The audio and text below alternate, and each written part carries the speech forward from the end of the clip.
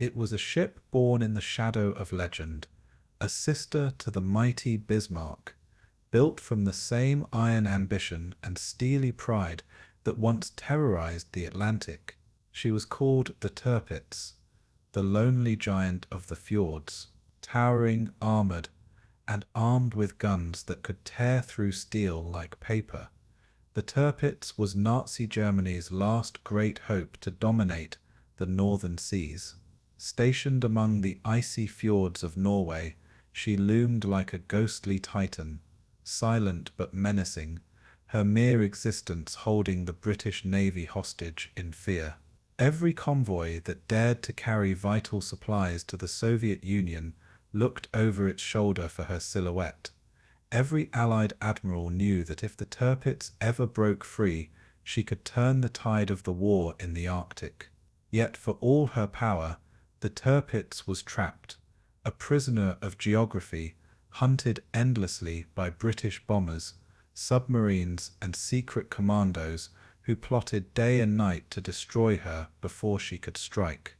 From her launch in 1939 to her violent death in 1944, the Tirpitz became both a symbol and a paradox, the embodiment of naval might, yet condemned to a life of hiding and defense. She survived daring attacks that defied imagination, midget submarines slipping through the darkness to plant explosives beneath her hull, waves of RAF bombers braving Arctic winds and flak to strike again and again, and secret intelligence missions that tracked her every move.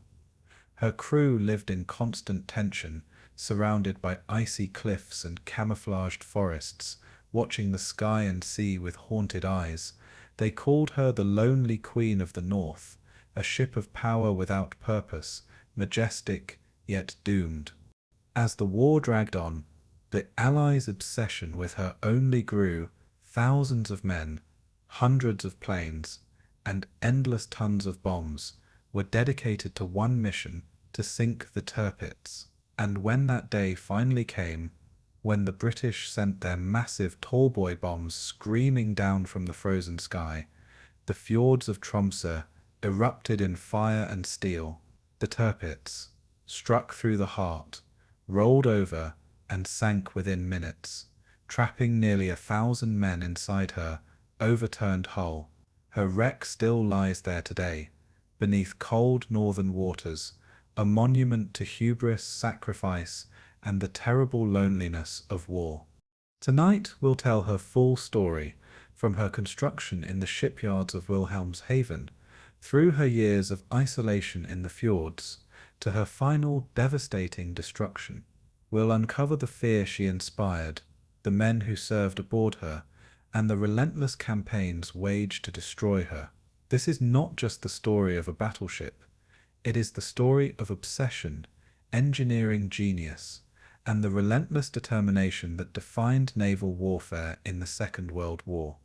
Before we begin this journey into the Arctic's cold depths, I want to know, where in the world are you tuning in from tonight, and what time is it for you as we explore the tragic, haunting tale of the Tirpitz, the lonely giant of the fjords. In the grey dawn of 1941, the North Atlantic lay cold and endless, its waves concealing the wreck of a titan. Beneath that frigid surface rested the Bismarck, the pride of Hitler's navy, now silent and shattered. Her brief reign had burned across headlines, like a meteor, brilliant, violent, and doomed. For the Kriegsmarine, it was both a triumph and a tragedy, a glimpse of power lost too soon. In Berlin, the news of her sinking struck with the weight of disbelief. The mightiest ship Germany had ever built was gone within days of her first major voyage. Her destruction left an open wound in the German naval command. The dream of breaking Britain's naval supremacy had perished in the cold Atlantic spray, yet even as the sea claimed her, another vision began to stir in the minds of those who built her. Out of the shadow of Bismarck, a new legend would be forged. Admiral Erich Raeder stood before Hitler with the ghost of the Bismarck in his eyes. He spoke not of defeat, but of rebirth, of vengeance carved in steel. The Reich still needed a symbol of naval might, one that could not only challenge Britain's rule, but embody the industrial and ideological heart of Nazi Germany. In shipyards along the Baltic, designs were unrolled once more, blueprints marked with ambition and resolve. The Führer demanded proof that Germany remained unbroken at sea. What followed was not a fleet, but a singular masterpiece of engineering, massive, elegant, and terrifyingly beautiful. Her name would be Tirpitz, sister to Bismarck, but destined for a different fate. She would not charge into open battle, but lurk where her shadow alone could paralyze the enemy. For in this new war, presence would become more powerful than movement, and in that stillness, her legend would grow.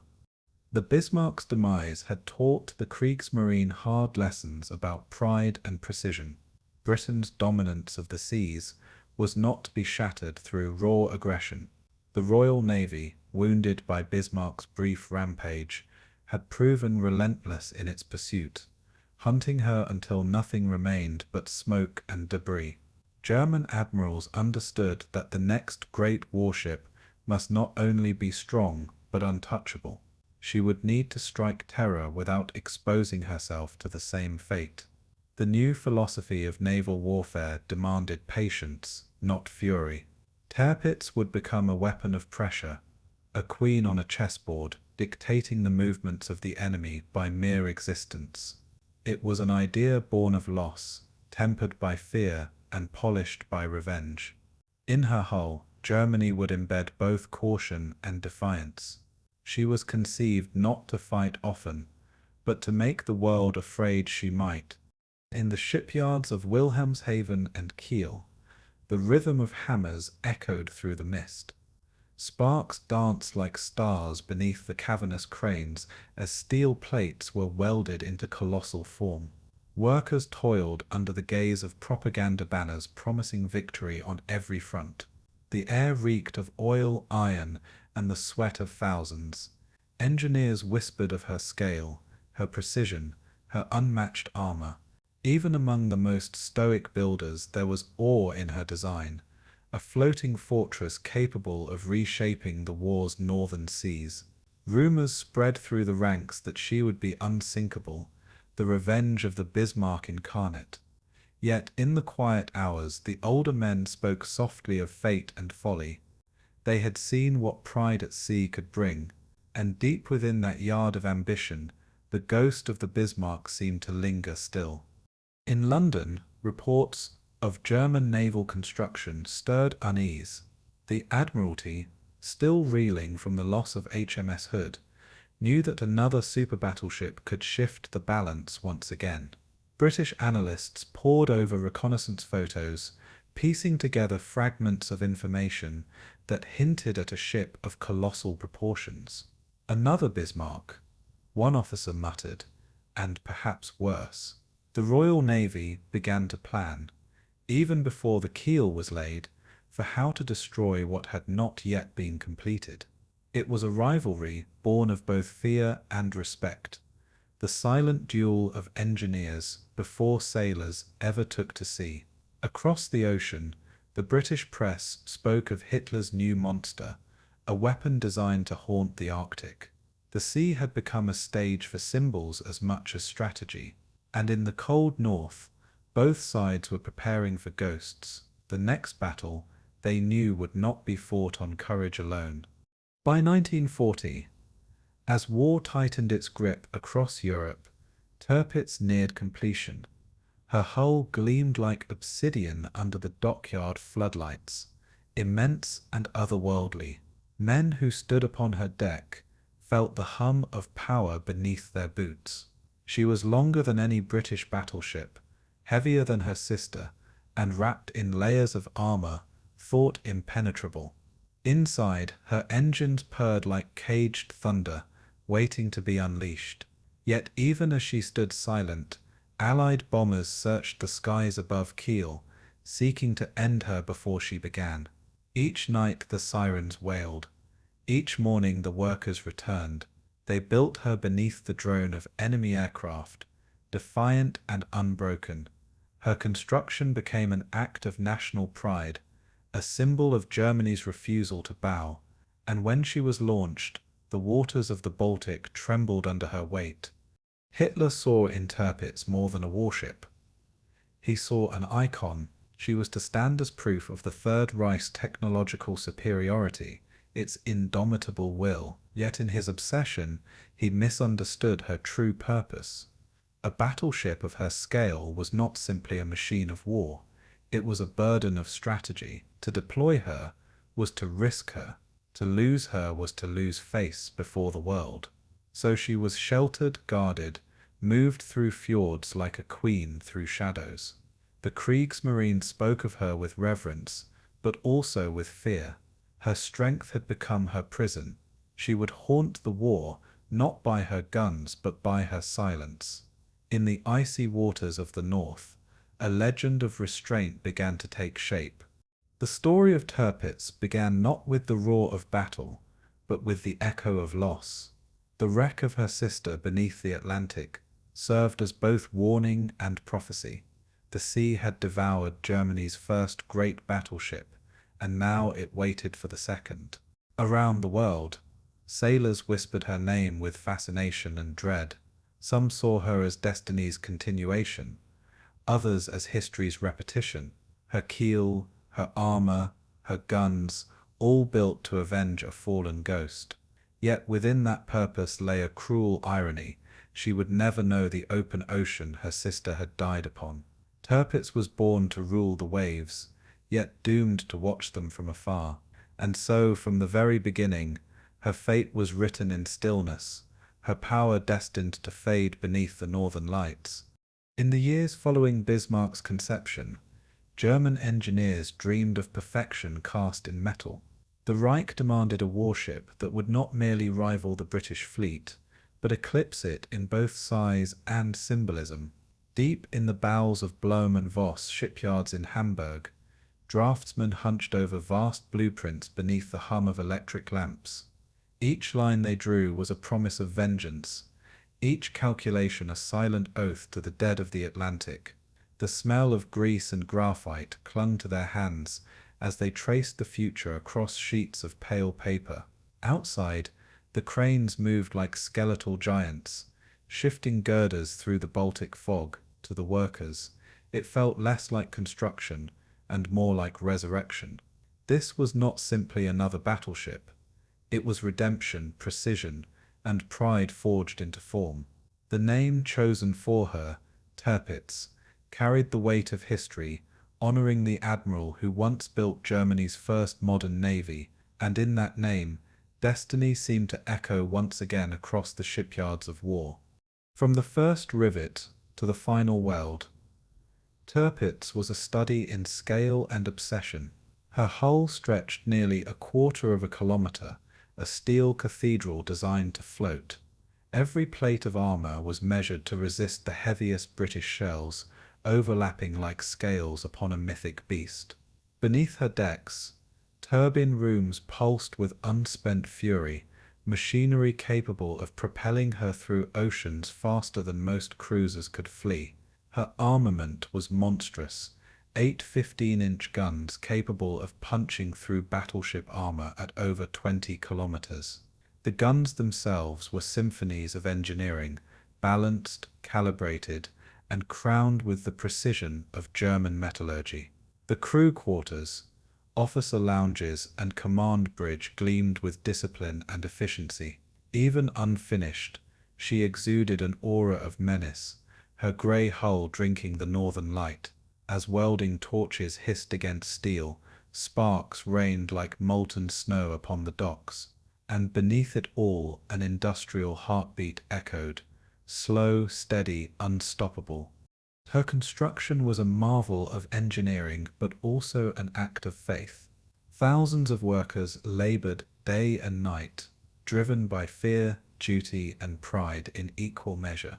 They worked under watchful party eyes, every hammer strike a contribution to the Reich's vision of supremacy. The shipyards became sanctuaries of propaganda, plastered with posters proclaiming the sea belongs to Germany. Above them, the Luftwaffe circled like guardian hawks, keeping watch against British reconnaissance. Inside the steel corridors taking shape, engineers whispered of perfection, the smooth hum of gears, the resilience of armor that seemed to defy fate. The men shaping her hull knew her reputation before she even touched water. "She will never die," one foreman muttered, half in pride, half in defiance of the gods. But in war no promise is eternal, and even as her keel grew strong, the future she was built for was already trembling beneath history's tide. The Tirpitz's superstructure rose slowly, piece by piece, until she dwarfed the cranes that birthed her. The sound of riveting was a constant thunder, echoing over the Elbe River and through the fog-choked harbor. Her armored belt, thicker than any ship afloat, was fitted with surgical precision, layer upon layer of German ingenuity.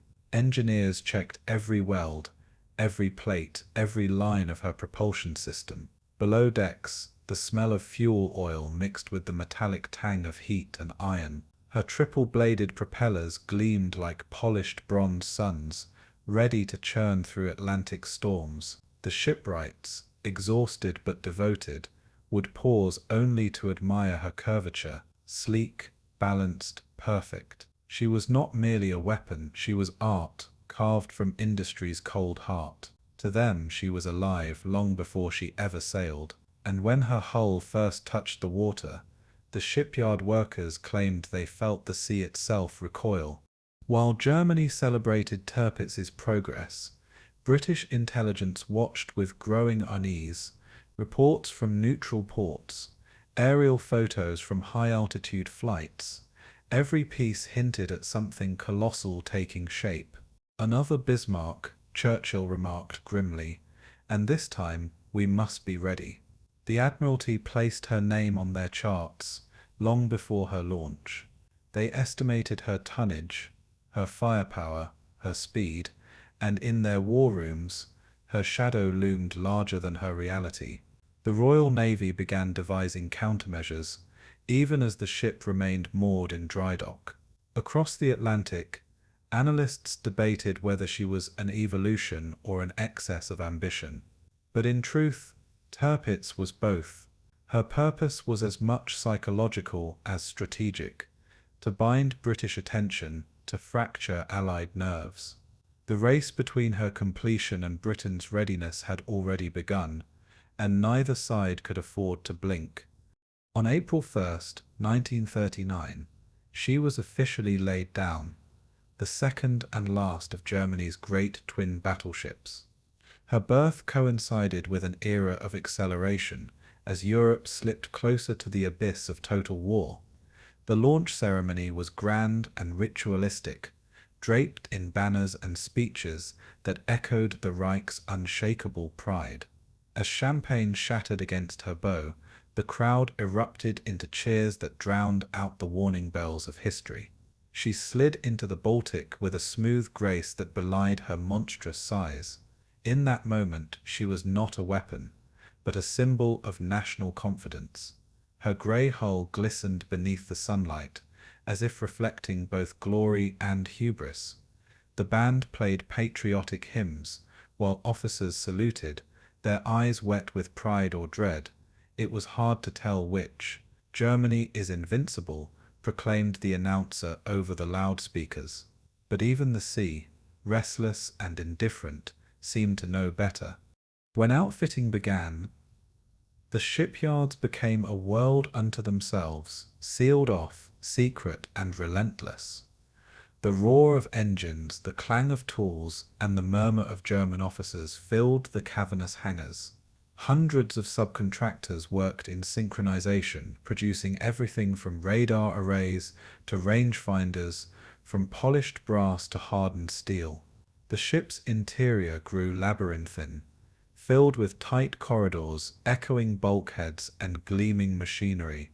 Her guns, each weighing over 1,000 tons, were mounted with ceremonial precision. Even her rangefinders were the most advanced ever built, capable of tracking targets miles away through mist and storm.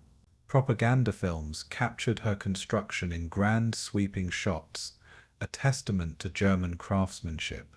The Reich broadcast these images as proof that its might reached even into the coldest seas. She is the future, they said.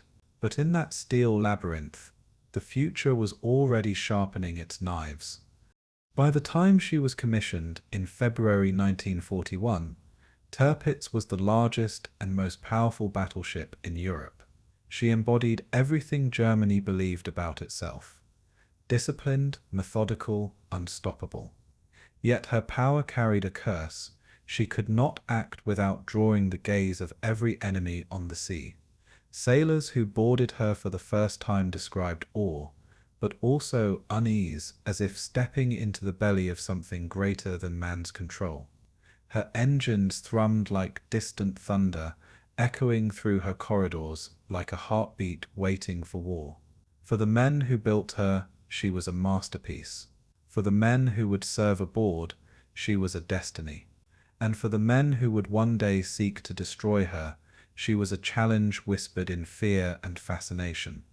The Tirpitz was no longer a promise. She was a prophecy taking shape beneath the northern sky. Morning broke over Kiel harbour on April 1st, 1939, beneath a sky heavy with mist and expectation. The sea lay still, its grey surface reflecting the steel monolith that loomed above the shipyard. Workers lined the docks in neat formations, their breath rising in the cold air as banners unfurled across gantries and cranes. The swastika hung beside the naval ensign, fluttering in the northern wind like a symbol of destiny proclaimed. The speeches had been rehearsed, the brass polished to a mirror's shine, and the cameras stood ready to immortalize the moment. Admirals in dress uniform gathered near the podium, their medals catching flashes of dull sunlight through the haze. The air smelled of oil, metal, and sea salt, the scent of a nation preparing for glory. At precisely 10:45 a.m., the band struck up a martial anthem that reverberated through the harbour like cannon fire. The Tirpitz stood poised on her slipway, proud and patient, awaiting release into the world. And as the crowd began to cheer, history itself seemed to hold its breath. From the grandstands, thousands of workers and officials looked on as the shipyard foreman raised the ceremonial hammer. Every eye followed the line of the hull, gleaming in its primer grey, stretching longer than a city block. It was more than steel and rivets. It was the physical embodiment of German resurrection after humiliation. The crowd erupted when the Reich's dignitaries appeared, led by the Führer's naval emissaries and members of the High Command. Speeches filled the air, phrases of destiny, of empire, of sea power, reborn from the ashes of Versailles. The words rolled over the harbour like a sermon, every syllable heavy with pride and vengeance. Young officers saluted with sharp precision, their eyes burning with conviction. The workers cheered, not all in faith, but in fear and hope intermingled. Beyond the music and ceremony, one could hear the distant cry of gulls, circling as if witnesses to something unnatural. And when the final speech ended, silence fell like the calm before a storm. The champagne bottle shattered against the battleship's bow, bursting in a glittering arc of foam and glass. A roar rose from the assembled thousands as Tirpitz began her slow descent into the Baltic. The slipway groaned beneath her enormous weight, wooden blocks cracking and collapsing as steel met water with a thunderous hiss. Waves surged outward, drenching the onlookers at the harbour's edge, yet no one moved. They were transfixed. The ship seemed to awaken as she touched the sea, rocking gently before finding her balance, her hull glistening with rivulets of cold spray. The band's music swelled again, the triumphant crescendo echoing off concrete walls and shipyard cranes. For a fleeting instant she appeared almost alive, breathing, flexing, asserting her dominion over the waters she would one day rule. Children waved miniature flags while sailors shouted in pride, their voices carried by the wind. It was not merely a launch, it was a christening of intent, a declaration of German might reborn. And as her stern slid free, her shadow stretched long across the harbour, swallowing the sunlight whole. Inside the reviewing stands, officers and politicians exchanged satisfied glances. Admiral Raeder, the architect of the modern Kriegsmarine, watched her glide with the solemnity of a priest witnessing the rise of a deity. To him, this moment vindicated decades of effort to restore Germany's naval power, the fulfillment of a dream denied since 1918. Around him, photographers captured every angle, immortalizing the ship as propaganda gold. "She will ensure the oceans remember our name," a naval aide whispered. The admiral did not answer. He merely nodded, his gaze never leaving the vessel as she steadied herself on the tide. Beneath the applause and orchestrated joy, there lingered an unspoken truth. This was no mere ship, but a political weapon. Its existence was a defiance of treaties, a warning to empires that believed the Reich would never rise again. As the crowd began to disperse, the fog rolled in once more, shrouding the Tirpitz in a ghostly veil, and in that mist her legend began to take root. In the pubs of Kiel that evening, the talk was all about the battleship. Sailors raised steins of beer, boasting that no British fleet could match her strength. Workers who had spent months riveting her plates now spoke of her as if she were a living creature, a daughter of Germany, born from sweat and iron. "She'll avenge the Bismarck before she's even fired a shot," one dock worker proclaimed, slamming his mug down with pride. The city glowed with celebration, lights reflecting off the harbour, where her hull floated silently under guard. The air carried both triumph and tension, the strange duality of a nation preparing for war while pretending peace still lingered. Beyond the laughter, there was fatigue, the quiet acknowledgement that such marvels demanded sacrifice. Across the bay, the sound of engines hummed in the night as smaller vessels moved to secure their new queen. Tirpitz rested at anchor, her guns not yet mounted, her decks still raw with fresh paint. Yet even unfinished, she dominated the horizon, and in that dominance there was already fear. For the workers who built her, pride mingled with exhaustion and dread. They knew the coming years would see their creation tested in fire, its steel baptized in shells and flame. Some whispered that such power carried a curse, that no ship born of vengeance could escape its fate. The older men remembered Bismarck's end, how she had gone down beneath a sky lit by her own burning fuel. Yet as they gazed upon Tirpitz, they could not help but feel awe. The size of her turrets, the thickness of her armor, everything spoke of unstoppable might. She represented a dream that stretched far beyond Kiel, one that reached into Berlin's ambitions and Hitler's pride.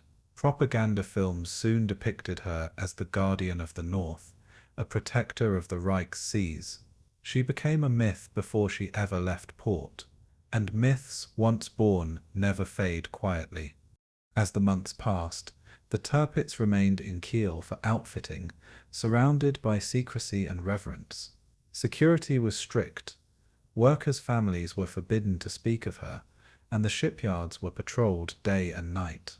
From the decks, her skeleton crew trained under strict orders, learning her systems piece by piece.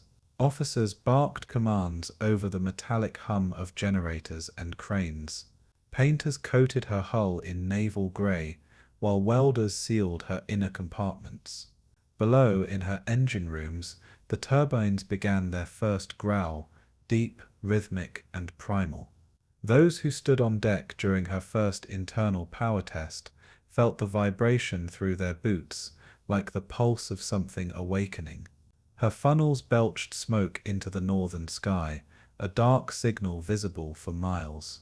It was the sound of a nation's heartbeat turned mechanical, and with every turn of her propellers, Germany's destiny crept closer to the edge of history's abyss. By the time 1940 dawned, Tirpitz had become more than just a ship. She was a symbol of defiance. While Europe fell into flames, she remained poised in her harbour like a dormant giant, awaiting her call to arms. Her name whispered through Allied intelligence reports like a phantom in the North Sea. To the British, she was a nightmare not yet realized. To the Germans, she was hope forged in armor and steam. Children were taught songs about her, and newspapers called her the sea fortress of the Reich. But beneath the grandeur lay uncertainty. Could any battleship truly change the fate of a war ruled by aircraft and submarines? In the frozen dawns of Kiel, guards would stand watch, hearing the creak of her moorings and the slap of icy waves against her hull. She was immense, immaculate, and utterly alone. Her story had begun not with battle, but with prophecy, and soon that prophecy would awaken in the fjords of the far north, where isolation would become legend. By early 1941, the Tirpitz stirred with life. The shipyards of Kiel echoed with the rhythm of preparation, the clang of tools, the hiss of steam, the shouted cadence of orders rolling across steel decks. Morning fog clung to her superstructure, masking the enormity of her frame as men moved like ants along her hull. Inside, the pulse of turbines reverberated through every corridor, deep and resonant, like a beast breathing for the first time. The crew had begun to arrive, recruits from across the Reich, chosen for discipline, strength, and unquestioning resolve. They came by train and truck, stepping into a world of steel and ritual. Below decks, engineers worked tirelessly, oil staining their faces, sweat glistening despite the Baltic chill. Each bolt tightened and wire-checked was a silent vow, a promise that their creation would not falter where the Bismarck had fallen. Above them the officers watched with solemn pride, aware that this was more than preparation. It was the forging of a legend that would soon be tested by the Northern Sea. The training began at dawn. Whistles split the cold air as sailors lined the decks, their breath forming ghostly clouds in the frozen light. Drill after drill hammered precision into muscle, damage control, gunnery alignment, emergency protocols, all repeated until reflex replaced thought. The massive 15-inch guns, each longer than a city bus, loomed like silent gods awaiting their first thunder. On command, the crews practiced loading and firing, their motions synchronized to the rhythm of shouted counts and the grind of steel gears. In the radio rooms, Morse keys clicked like heartbeats, messages relayed and decrypted in endless repetition. Officers stalked the catwalks above, eyes sharp, searching for hesitation or fear. The ship was becoming a living organism, each man a vital nerve in its cold mechanical body. When the day ended, the men collapsed in their bunks, lulled by the hum of generators and the soft roll of tide against the hull. In their dreams, they saw only grey water and distant horizons, the shape of war unformed but inevitable. Her first sea trials began under a winter sky, the colour of lead. Tirpitz moved out of Kiel Bay slowly, escorted by smaller vessels that darted like shadows around her vast hull. As her engines roared to life, the harbour walls seemed to tremble, 160,000 horsepower unleashed into motion. The crew braced themselves as vibrations surged through the decks, an oceanic power that could be felt in bone and blood. Out in the Baltic, she opened her throttles, slicing through the waves with the grace of a predator testing its strength. Engineers in the bowels of the ship watched dials and gauges twitch, listening for flaws, praying the turbines held steady. On deck, the wind howled past her superstructure, carrying with it the sharp scent of salt and diesel. For miles around, her wake churned white and furious against the dark sea. The officers on the bridge exchanged glances. She was fast, formidable, and terrifyingly alive. And as the sun broke briefly through the clouds, her armor caught the light like polished stone, gleaming with promise and menace alike. Days turned into weeks of testing and refinement. Every gun, every radar pulse, every communication line was tested, recalibrated, and tested again. The crew learned the sounds of their ship, the whine of the gyros, the hum of ammunition lifts, the metallic sigh of cooling pipes. They became fluent in the language of machinery, reading its moods, listening for its complaints. Below decks, torpedo drills echoed in the confined spaces as the smell of oil thickened the air. Above, the lookout stations froze in relentless wind, their lenses frosted, their hands trembling on binocular grips. Precision, the officers reminded them. Only precision will save you. The Baltic became their proving ground, and the shipyard walls, their fading memory of safety. Each sunrise brought a new challenge, a new demand for endurance, and as fatigue deepened, discipline hardened into something unbreakable, the cold steel of conviction. Evenings aboard Tirpitz were brief moments of human stillness, amid the grinding tempo of preparation. In the mess halls, laughter mingled with exhaustion as sailors exchanged stories of home and whispered guesses about where they'd be sent. Some spoke of Norway, others of the Atlantic. Few dared mention the Bismarck. The officers dined separately, their conversations clipped and cautious, every plan bound by secrecy. Cigarette smoke curled through the air, mixing with the smell of soup and fuel oil. Somewhere deep in the ship, the band practiced waltzes on borrowed instruments, their notes muffled by bulkheads and steel. It was a strange piece, fragile, artificial, and fleeting. Outside, the sea pressed against the hull, whispering of storms and unseen dangers. Above, the night sky offered no stars, only the dim red glow of warning lights and the endless black of wartime silence. And within that silence, men dreamed of glory while fearing the price it demanded. Tirpitz's gunnery trials brought thunder to the Baltic coast. When her main battery fired for the first time, the shock wave rolled across the water, shattering ice along the shoreline. Fishermen miles away swore they felt the sea itself quake beneath their boats. On deck, the crews worked in a frenzy of coordination, loading, firing, recalibrating, their faces streaked with soot and sweat. The smell of cordite hung thick in the air, mingling with the brine of the sea.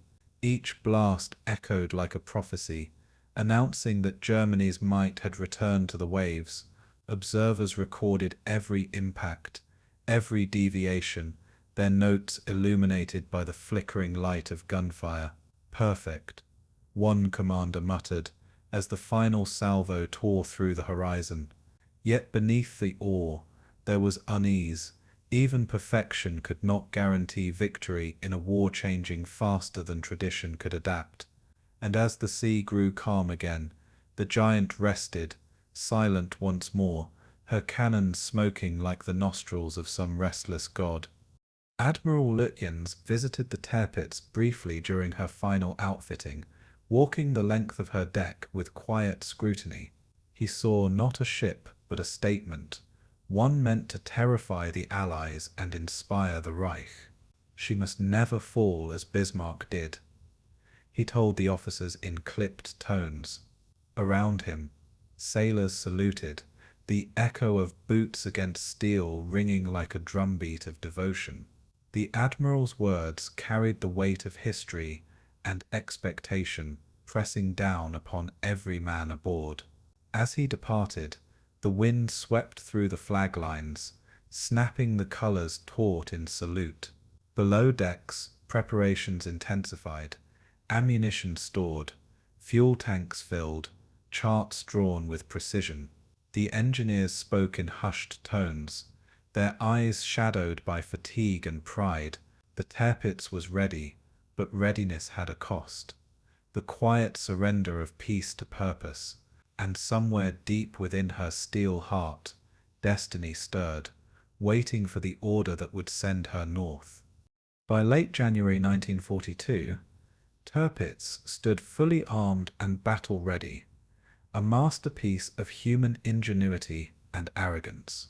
Her guns could fire 20 miles, her armor could shrug off nearly anything afloat, and her engines could drive her faster than any British battleship alive. Yet even as the ice formed along her rails, the men aboard sensed the truth, that their journey would lead not to conquest, but to endurance. They trained still, endlessly, until the routines became sacred, until exhaustion became a kind of faith. Snow fell quietly across her decks, softening the sharp lines of war into something almost beautiful. The harbour lights reflected in her hull like ghosts dancing on cold metal. The officers gathered on the bridge, eyes fixed northward, where the Arctic waited like a grave shrouded in fog. "She's ready," one whispered, voice barely carried above the wind. And as the Tirpitz hummed beneath their feet, a lonely symphony of power and isolation began, one that would echo through fjords for years to come. The death of the Bismarck changed everything. Her sinking in May 1941 had not only shattered a ship, but a dream. The Kriegsmarine's dream of challenging British sea power in the open Atlantic. In the dim halls of Berlin's naval headquarters, maps were rolled up, and ambitions quietly folded away with them.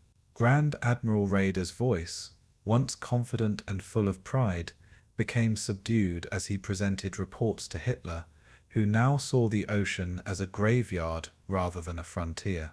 The Atlantic had claimed Germany's greatest battleship in less than 9 days, a humiliation broadcast across the world. The message was clear: no capital ship could survive long beyond the cover of air and friendly coastlines. Deep within the Reich, a new strategy began to take shape, one rooted not in conquest, but in caution. The Tirpitz, though built for glory, would never be unleashed as her sister had been. Instead, she would become a weapon of fear rather than fire, presence rather than destruction. And with that decision, her fate was sealed, a giant destined for silence beneath northern skies. In the aftermath, the Tirpitz remained in port, her massive hull reflecting the grey waters of Kiel like a dormant leviathan. Around her, life went on in uneasy rhythm. Sailors performed drills, engineers maintained engines, officers issued orders that led nowhere. The men whispered about the Bismarck, about how she had fought like a titan and died alone in the Atlantic's embrace.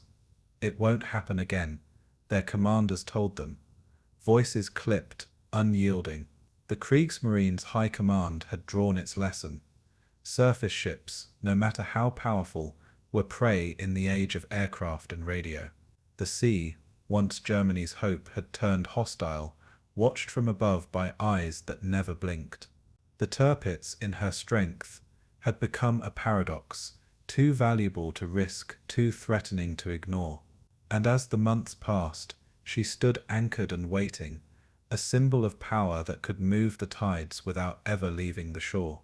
Her destiny, once written in the Atlantic's deep blue, was rewritten in the cold defensive tones of northern fjords.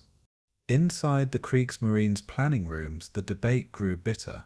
Admirals argued over doctrine, over pride, over the meaning of naval warfare in a world ruled by air supremacy.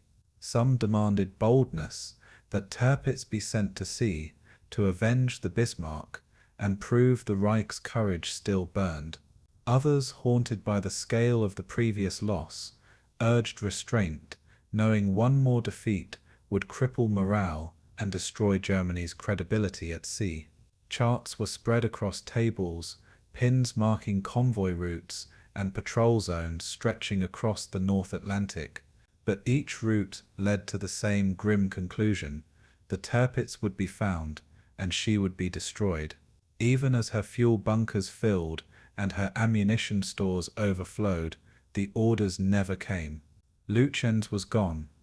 Raeder was cautious, and Hitler, now scarred by paranoia, forbade another public disaster. The Tirpitz's hull, sleek and restless, seemed to vibrate with the frustration of a beast chained. She was made for war, but condemned to waiting. Hitler's obsession with control transformed the ship's purpose entirely. Where once she had been conceived as a predator, now she was to serve as a guardian, stationed not for offense, but deterrence. Her very existence was a threat, a shadow cast across Allied shipping lanes, forcing the Royal Navy to divert fleets and aircraft in endless anticipation of a sortie that would never come. To the outside world, she was still the pride of the Reich, her name whispered in the war rooms of London as if she were a ghost ship haunting every convoy route. Yet among her crew, pride gave way to monotony. They watched the seasons change through portholes, the snow, the thaw, the rain, the fog, while orders kept them tethered to home waters.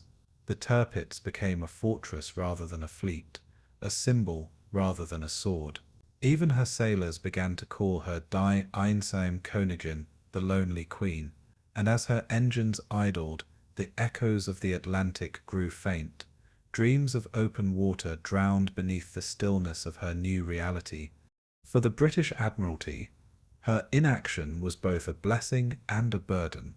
Intelligence officers watched her movements obsessively, intercepting every coded message, photographing every shift in anchorage.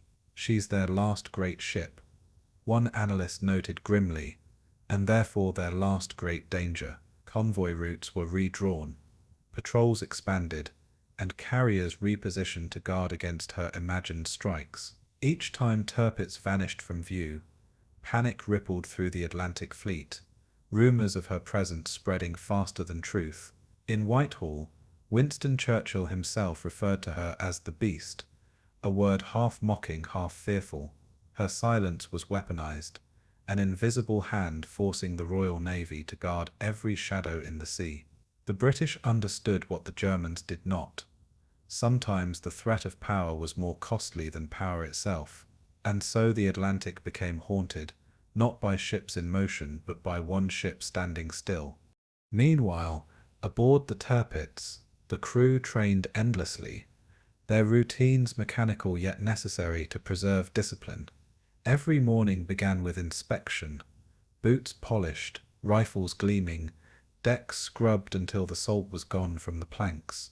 The ship's band played in the evenings, its melodies echoing off steel bulkheads, carrying faint comfort to men who had not seen battle.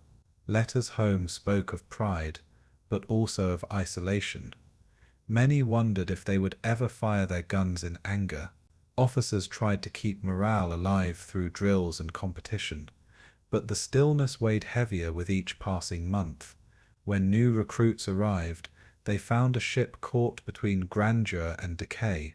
"We are waiting," one sailor wrote in his diary, but for what no one can say.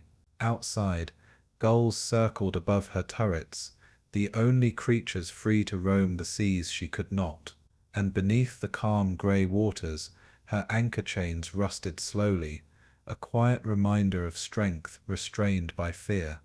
By late 1941, orders came at last, not to the Atlantic, but to Norway.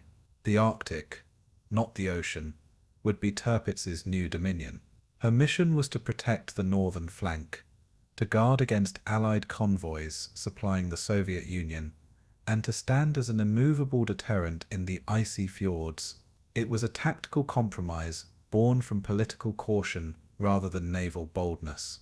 The crew prepared once more, stowing supplies, calibrating weapons, checking systems for the journey ahead. Yet beneath the hum of readiness lay disappointment, for the sailors knew they were not sailing to glory, but exile. The cold would be their enemy now, not the Royal Navy. And so, as Tirpitz left Kiel, She left behind not only her harbour, but her destiny. The open Atlantic faded from sight, replaced by a horizon of frozen silence, and with it the dream of domination at sea vanished into the grey northern mist. The Tirpitz never saw the Atlantic swells she was built to master. Her story became one of waiting, hiding, and surviving beneath the watchful eyes of a world at war. Where Bismarck had lived a brief and fiery life, Tirpitz endured, trapped by caution, shaped by fear, and slowly consumed by time. She would haunt the fjords for years, her presence a phantom menace forcing empires to move against shadows. The sailors who walked her decks would come to know not the fury of battle, but the slow corrosion of purpose. And yet, in that stillness, her legend only deepened, for power denied is often the most feared of all. Across the war's endless waters, the Tirpitz became more myth than machine, a reminder of might restrained by the ghosts of the past. The Atlantic was no longer her destiny, but her absence defined it. And as the wind howled over the northern seas, one truth lingered: the greatest battles are not always fought, but sometimes simply endured. In January 1942, under a veil of secrecy, Tirpitz left the familiar waters of Germany and began her voyage into the frozen north. Her hull cut through grey seas shrouded in fog, the cold air biting against steel and skin alike. Above her, the winter sky hung heavy and colourless, a ceiling of shifting cloud that promised snow before dawn. The engines rumbled deep within her heart, the sound reverberating through corridors like the slow beat of an iron drum. Crewmen moved across her decks, bundled in layers, their breath forming pale ghosts in the air. The ship was alive, yet her mission was silent, a phantom slipping through the North Sea, unseen, unspoken. British reconnaissance searched in vain, their aircraft scanning empty waters that swallowed radar echoes whole. Inside the command bridge, Captain Carl Top stared into the horizon, the frost on his cap glinting faintly under a muted sun. Every mile north carried the Tirpitz deeper into isolation, deeper into destiny, and as the coastlines of Norway approached, she became not a ship of pursuit, but one of haunting stillness, a weapon meant to disappear into the world's edge. Crossing the Skagerrak, the Tirpitz was escorted by destroyers that darted like wolves around her sides. The seas were rough and bitterly cold, wind howling across waves, capped with ice that shattered against her armoured bow. Inside the galley, cooks fought the cold with boiling coffee and thick bread, the aroma barely masking the scent of oil and machinery. Every movement of the ship sent shudders through the steel frame, each groan of metal a reminder of the weight she carried.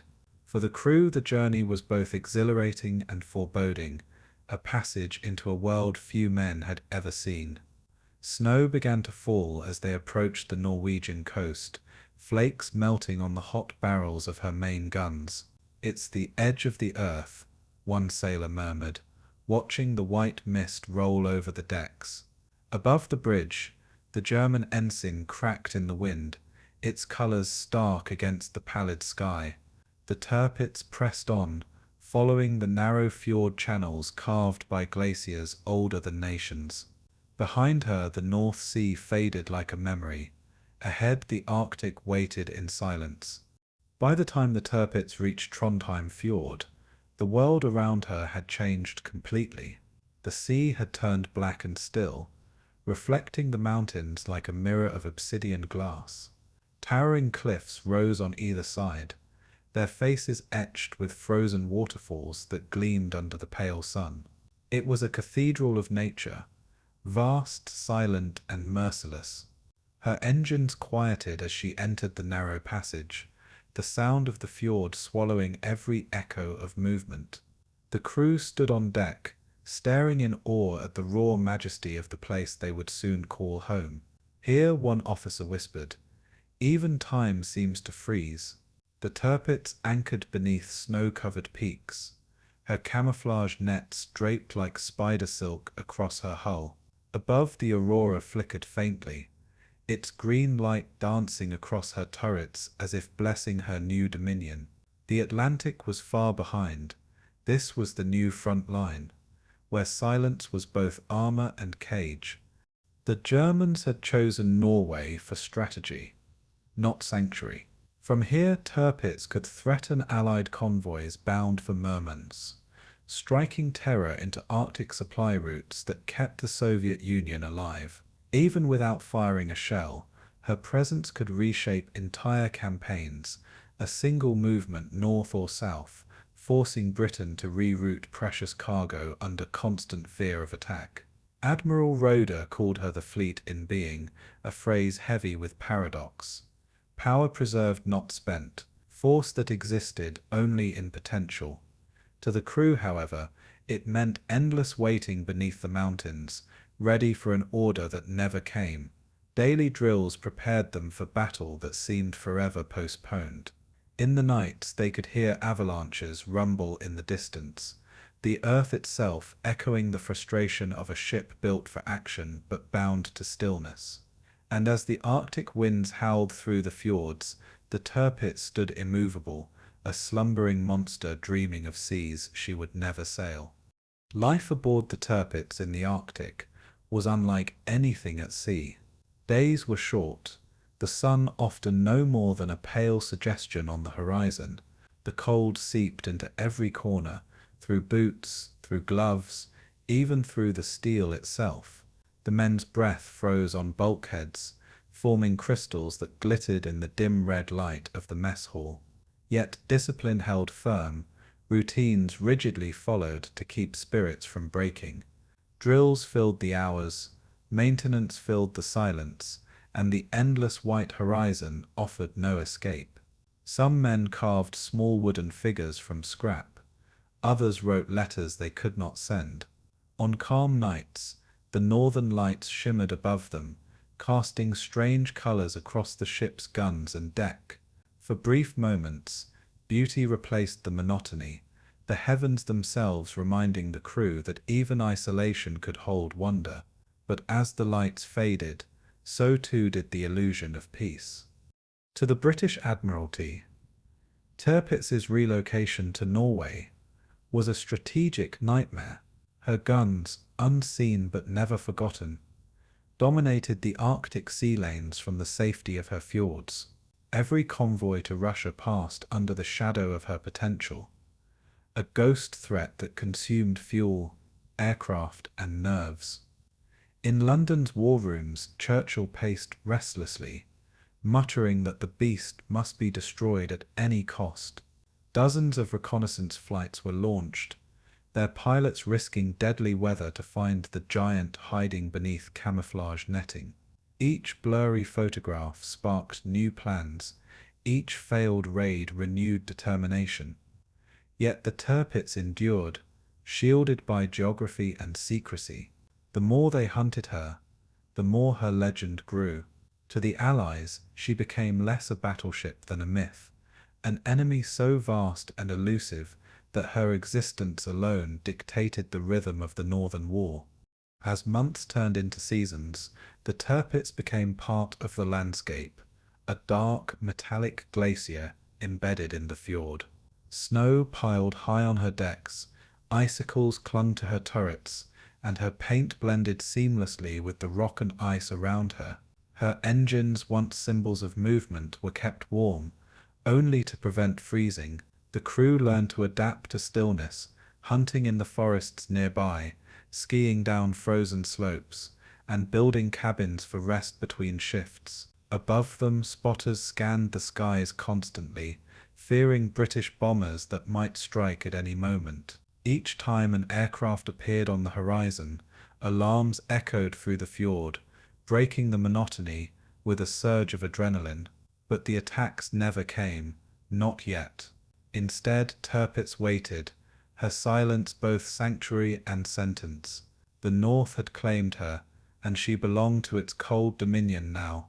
The voyage to Norway had not been one of conquest, but of exile. In the safety of the fjords, The Tirpitz had become both a guardian and a ghost, visible to few, feared by many, her guns pointed out toward seas she would rarely touch, her strength preserved for a battle that history refused to grant her. Yet in that frozen stillness, she found her legend. For the men who served aboard, the Arctic became more than a posting. It was a test of endurance, loyalty, and faith in purpose unseen. Every aurora that shimmered above her reflected a paradox: beauty born from desolation, power confined by fear. The Tirpitz had reached her destination, but not her destiny. She would wait, watch, and haunt the north for years to come. And as the first ice began to seal around her hull, the great ship of vengeance became the lonely giant of the fjords, eternal, patient, and bound by fate. High above the Arctic Circle, in the shadow of towering cliffs and drifting mist, the Tirpitz became more than a battleship. She became an idea. She did not need to sail, to fight, or even to move to exert power. Her presence alone held dominion over the north, a silent threat that reshaped Allied strategy.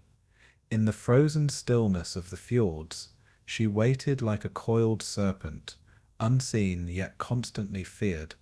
To the British Admiralty, she was not simply steel and guns, she was uncertainty made manifest. Every convoy to Murmansk, every warship deployed in the North Atlantic, was influenced by her unseen weight.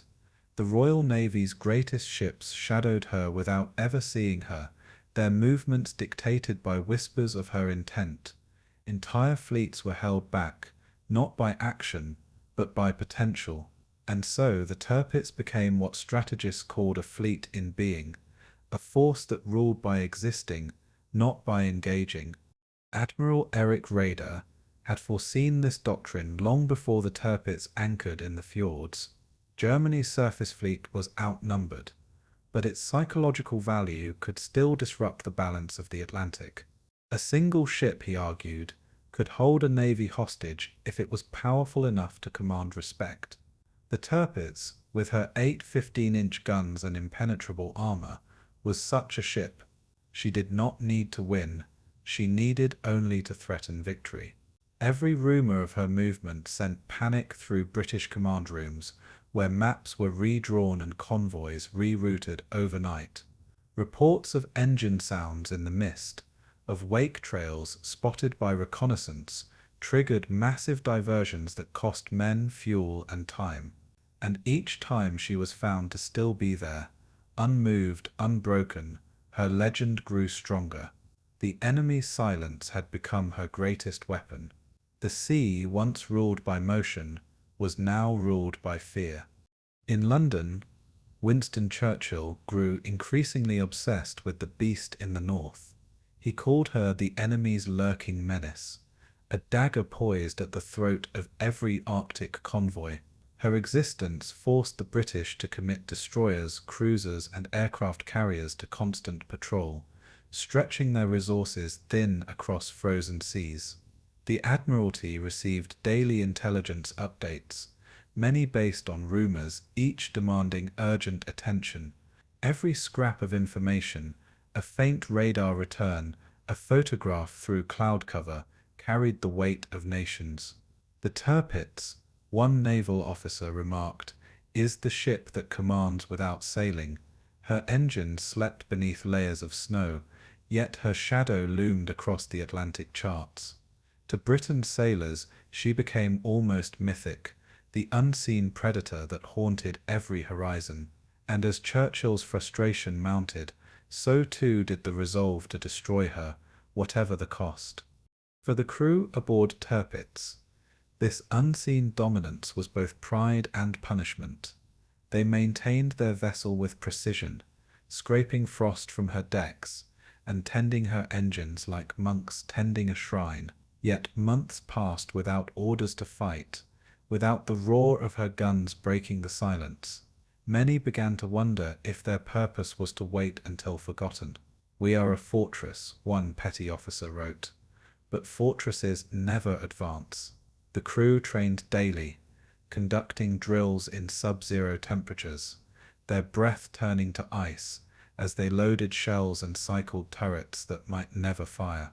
They watched the distant peaks glow pink at dawn, then fade to grey, the rhythm of light marking time in a war that had left them behind.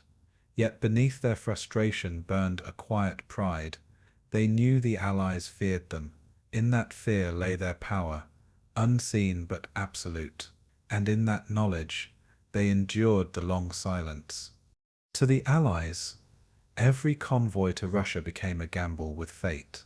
The Arctic routes, PQ convoys as they were called, carried tanks, trucks, food and hope across seas haunted by U-boats, bombers and the invisible presence of Tirpitz. Merchant sailors spoke her name in whispers, as though uttering it might summon her from the fog. Whenever she stirred, even slightly, convoys were recalled or scattered, leaving ships to the mercy of the sea.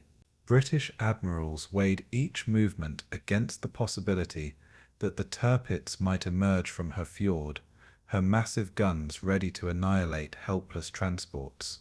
Most times she did nothing, yet her stillness made her more terrifying. A sword drawn is dangerous, but a sword waiting to be drawn is far more so, and thus the Tirpitz dictated the flow of war through silence alone, a phantom admiral commanding fleets by rumour and imagination. Inside the Arctic fjords, her crew felt the paradox deeply. They were guardians of a weapon that was never used, defenders of a legend rather than soldiers in battle. Some men longed for combat, for the chance to prove their ship's worth. Others prayed it would never come, knowing that once she left her refuge, her fate would mirror that of the Bismarck. The officers understood the grand strategy, that survival was more powerful than sacrifice, but it did little to warm the hearts of men trapped in endless twilight. They sang quietly in the mess halls, songs of home muffled by the hum of generators and the distant groan of ice shifting against steel. In the darkness they could hear avalanches rolling down the mountainsides, nature's artillery mocking their stillness. The Tirpitz became part of the fjord, her decks dusted with snow, her hull painted in the colours of stone. In her stillness she ruled the north, but in her stillness she also began to fade. The fleet in being doctrine, so brilliant in theory, was fragile in spirit. The longer Tirpitz remained hidden, the more her power depended on illusion. She was feared most when unseen, yet each month of inactivity chipped away at that fear. The British grew bolder, testing her defences, probing with reconnaissance and daring raids. Meanwhile, the German High Command hesitated, unwilling to risk their last great battleship, yet aware that inaction eroded morale. Every admiral knew the truth. A fleet that never fights can only hold the line for so long. The Arctic winds whispered doubts that no officer dared speak aloud. Could a ship live forever as a ghost? Could a weapon fulfill its destiny by remaining unused? In the end, even legends must stir, or they are forgotten beneath the ice. And so the Tirpitz lingered, her fate suspended between fear and futility. She had become the embodiment of a nation's cautious pride, too valuable to risk, too costly to ignore. Her guns pointed toward the horizon, but her true power radiated outward in silence, freezing an entire theatre of war beneath her shadow. She was a paradox of steel and stasis, a masterpiece built to move yet destined to stand still. The British hunted her endlessly, not because she attacked, but because she existed. For 2 long years, she ruled the north without firing a shot in anger, and in that eerie stillness, she fulfilled her purpose more perfectly than any victory could. The Tirpitz had become what her creators intended, a symbol, a deterrent, a silent monarch of the Arctic seas. Yet history does not remember statues, only the storms that shatter them. In the lonely fjords of northern Norway, The Tirpitz lay moored beneath walls of ice and shadow, a silent colossus surrounded by mountains that echoed her name in the cold wind. Snow drifted across her decks in layers, muffling the sound of boots and the clang of steel. Every surface froze at dawn, and men moved carefully, afraid to slip on their own warship. From a distance she seemed asleep, a frozen fortress, half swallowed by the mist of her own breath. Her camouflage paint blended with the cliffs, streaks of grey and white, merging her into the land itself. Below decks, the air was thick with oil and metal, warm from the heartbeat of her engines kept idling in readiness. The rhythmic hum of turbines became the pulse of a crew living in endless anticipation. No ports, no towns, no voices beyond their own, just the creak of cables and the whisper of falling snow. They were sailors without a sea to sail, warriors waiting for a war that never came. And in that stillness, the Tirpitz became less a ship and more a prison. Each morning began with the ringing of a bell that echoed off the fjord's frozen walls, a metallic heartbeat marking another day of isolation. The crew rose in dim light, dressing in layers of wool and leather, their breath clouding the narrow corridors. Breakfast was rationed: black bread, coffee substitute, tinned meat, a monotonous comfort against the cold monotony of time. Above deck, sailors shoveled snow, cleared ice from gun barrels, and polished metal that glistened uselessly beneath the Arctic sun. Officers walked the decks in silence, their faces red from the wind, eyes scanning a horizon that never changed. Training drills broke the monotony: fire alarms, gunnery practice, and damage control exercises rehearsed endlessly against imagined threats. Yet the drills felt hollow, echoing through the steel corridors, like memories of battles that might never come. The men grew efficient in routine, disciplined in waiting. The Tirpitz floated not as a weapon of war, but as an island of repetition, and in the Arctic stillness, repetition became survival. Inside, the ship was a world unto itself, a labyrinth of compartments, mess halls, and engine rooms humming with subdued energy. Heat radiated from pipes wrapped in frost, filling the air with the scent of fuel and damp wool. The walls dripped condensation, a constant reminder of the cold pressing in from every side. In the mess decks, laughter was forced but necessary, a fragile shield against despair. Men played cards, wrote letters to families who would never see this frozen exile, and told stories of home that felt more like fiction each passing month. Occasionally, a gramophone would play, a waltz, a march, or a love song that seemed impossibly distant. The sound would echo through the steel corridors, fading like memory itself. Officers dined separately, reading reports by dim lantern light, their thoughts fixed not on the enemy, but on endurance. For them, command meant maintaining morale in a place where nothing ever happened. And so the ship became a floating village of ghosts, alive but trapped in time. Outside, the Arctic was both protector and tormentor. The fjords shielded the Tirpitz from the Royal Navy's prying eyes, but they also entombed her in silence. Storms howled through the valleys, sending icy spray crashing against her hull, coating her rails in frozen glass. The crew grew accustomed to the symphony of wind and ice, a haunting music that replaced gunfire and commands.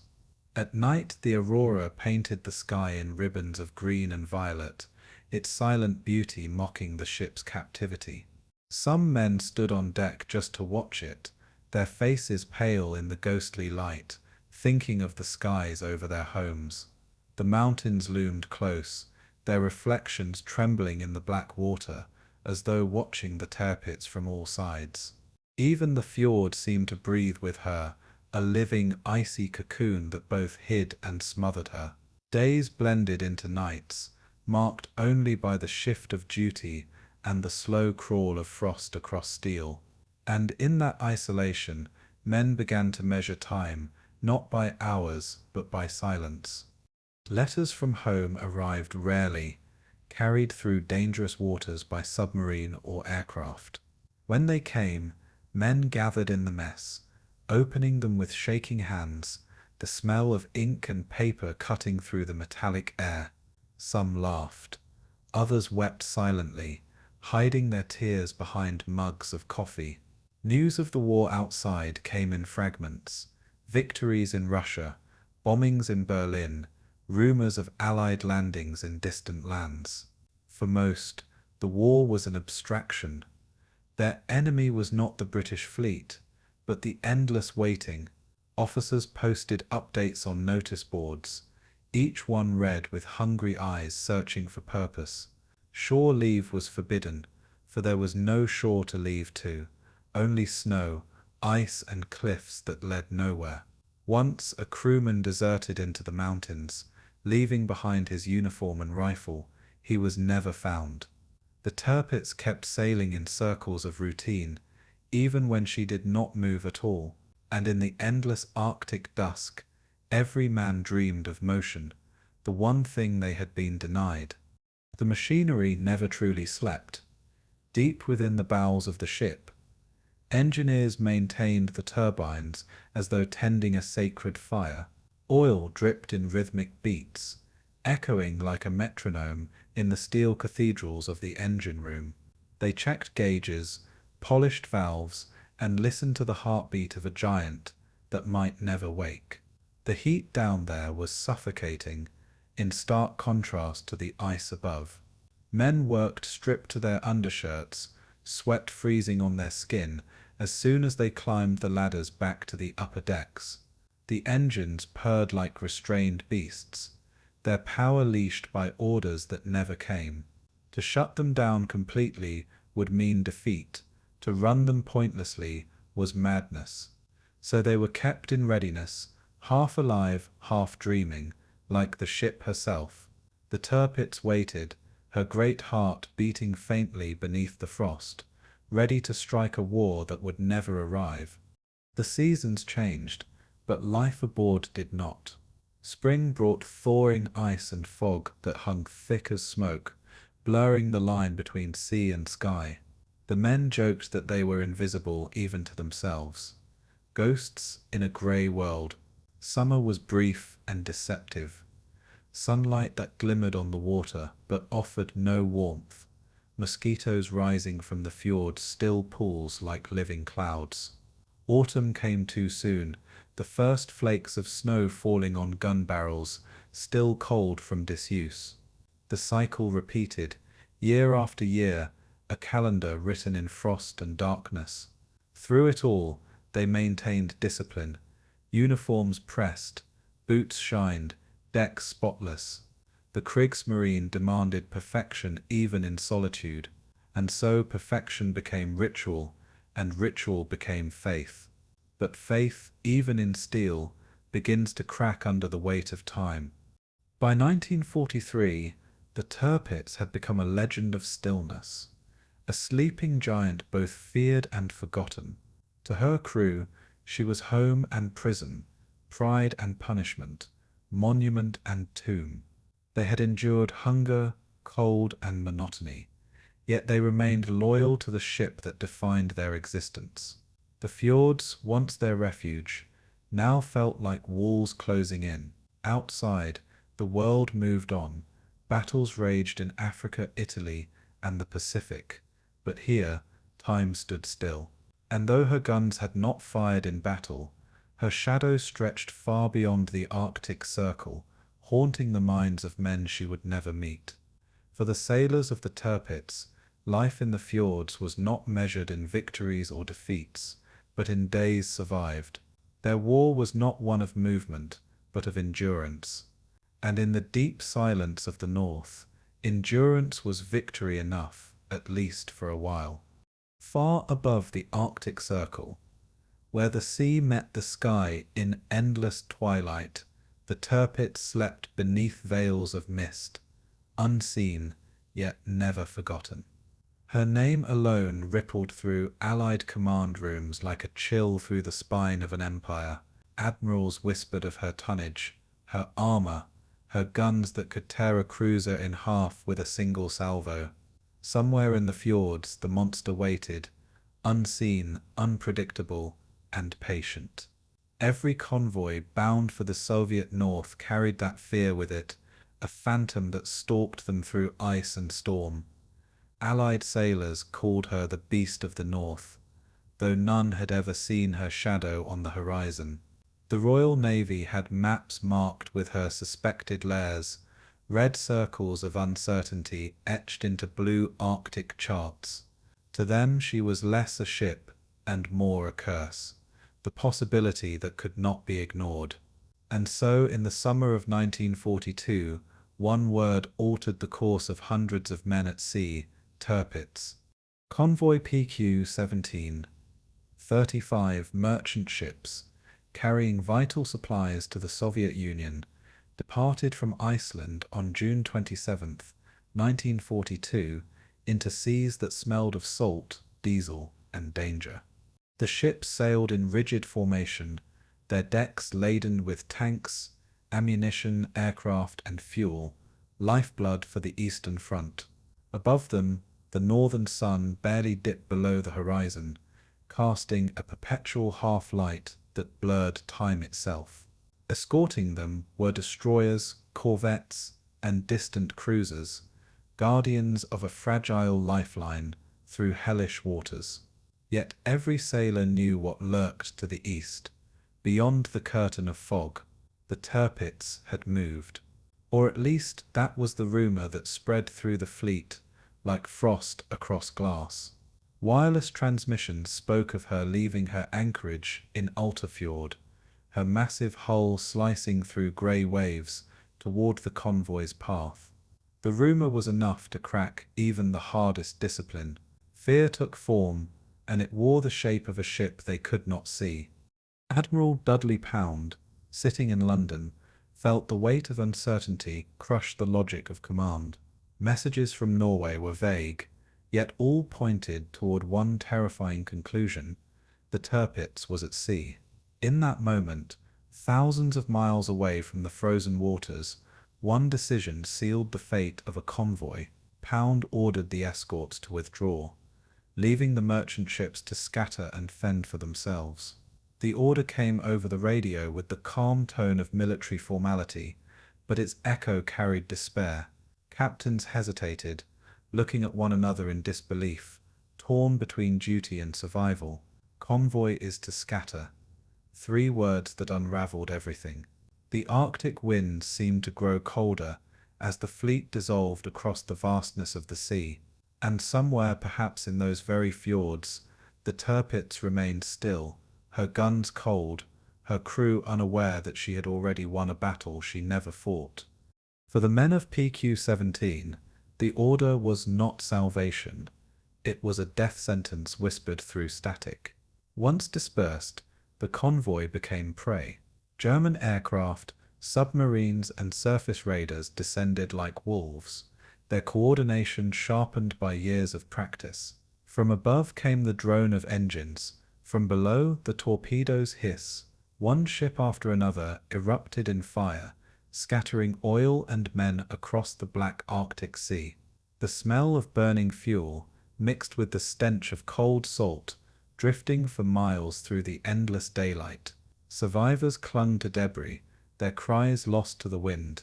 Some cursed the Admiralty, others prayed for the Tirpitz never to come, for if she did, none would survive to tell it.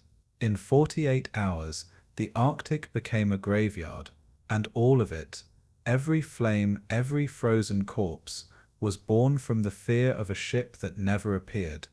From her anchorage in the fjords, the Tirpitz remained silent and still, like a predator observing the aftermath of its own myth. Her crew trained as always, unaware that their ship's reputation had just crippled an entire convoy. The radio room hummed with intercepted transmissions, reports of Allied losses, calls for help, desperate signals fading into static. Officers listened in grim satisfaction, some smiling faintly, others uneasy with the weight of their ship's invisible victory. They knew that fear was now their greatest weapon. Without firing a single shell, Tirpitz had halted the flow of war material to the Eastern Front. In Berlin, propaganda seized the moment, proclaiming the Northern Fleet invincible. To the German public, the Tirpitz had struck a mighty blow against the Allies. But among the sailors, a strange quiet lingered, pride mingled with something colder, something closer to dread. For they, too, began to realize they were fighting a war of shadows. The British response was immediate, a wave of humiliation mixed with grim resolve.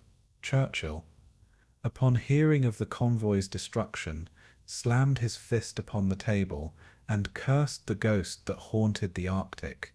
He demanded the Tirpitz be destroyed at all costs, calling her a menace that holds the seas hostage. The Royal Navy intensified reconnaissance over the Norwegian coast, their pilots flying low over fjords, risking flak and fighters just to catch a glimpse of her grey silhouette. But every sighting brought confusion. Was she moving, or merely repositioned in her lair? The fog played tricks on men's eyes. The cliffs echoed the sounds of phantom engines. Even intelligence could not tell where the truth ended, and imagination began. The Tirpitz had become something more than a battleship. She was now an idea, and ideas cannot be sunk. Meanwhile, in the north, convoys PQ-18 and PQ-19 sailed with heavier escorts, their decks lined with anti-aircraft guns and men who had learned to fear the unseen. Every shadow on the horizon stirred tension. Every radar blip sent shivers down their spines. They no longer feared submarines or aircraft as much as the possibility of her. It was as though the Arctic itself had become her ally. Endless daylight, freezing fog, and deceptive silence concealing a threat that never moved. The men spoke of her in whispers, as sailors once spoke of sea monsters. If the Tirpitz comes, they would say, no ship will return, and though she never appeared, her name clung to every mind, shaping every maneuver. In the psychology of war, this was power, the power to paralyze through fear, and in that the Tirpitz had already achieved her true mission. By the end of 1942, the Tirpitz had become both legend and liability, a masterpiece of engineering trapped by her own myth. She was the ship that changed strategy, the phantom that commanded fleets without ever leaving port. Her victory over convoy PQ-17 was not measured in tonnage sunk, but in morale shattered. The Royal Navy would hunt her relentlessly from that day forward, driven not by vengeance, but by the need to exorcise a ghost. And for her crew the irony was bitter. They had brought the enemy to its knees, yet had never truly fought. As snow fell once more upon her decks, the Arctic silence returned, deep, unbroken, eternal. The Tirpitz slept again, her shadow stretching across the northern sea like a memory refusing to die, and in that frozen stillness she waited for her destiny, not as a hunter, but as the hunted. The Arctic summer returned with its strange, unending light, a pale glow that never truly faded, washing the fjords in ghostly silver. Deep within Alton Fjord, the Tirpitz lay still, her vast grey hull hidden among snow-dusted cliffs and mirrored waters, her camouflage netting blended with rock and ice, creating the illusion of landscape rather than steel. But across the North Sea, in airfields scattered along Scotland's rugged coast, her name ignited planning tables and briefing rooms. The British had grown tired of fearing a shadow. Intelligence photos from reconnaissance Spitfires revealed a sliver of her outline, barely visible through morning haze. It was proof enough. The Admiralty authorized a new kind of war, one waged not by fleets, but by precision, by courage, and by chance. And thus began the long, bitter campaign to strike the Tirpitz where she slept.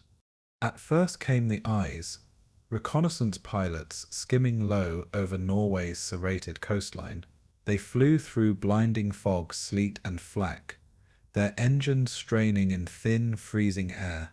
Cameras rattled in their fuselages, capturing fleeting glimpses of moored battleships and the geometry of camouflage.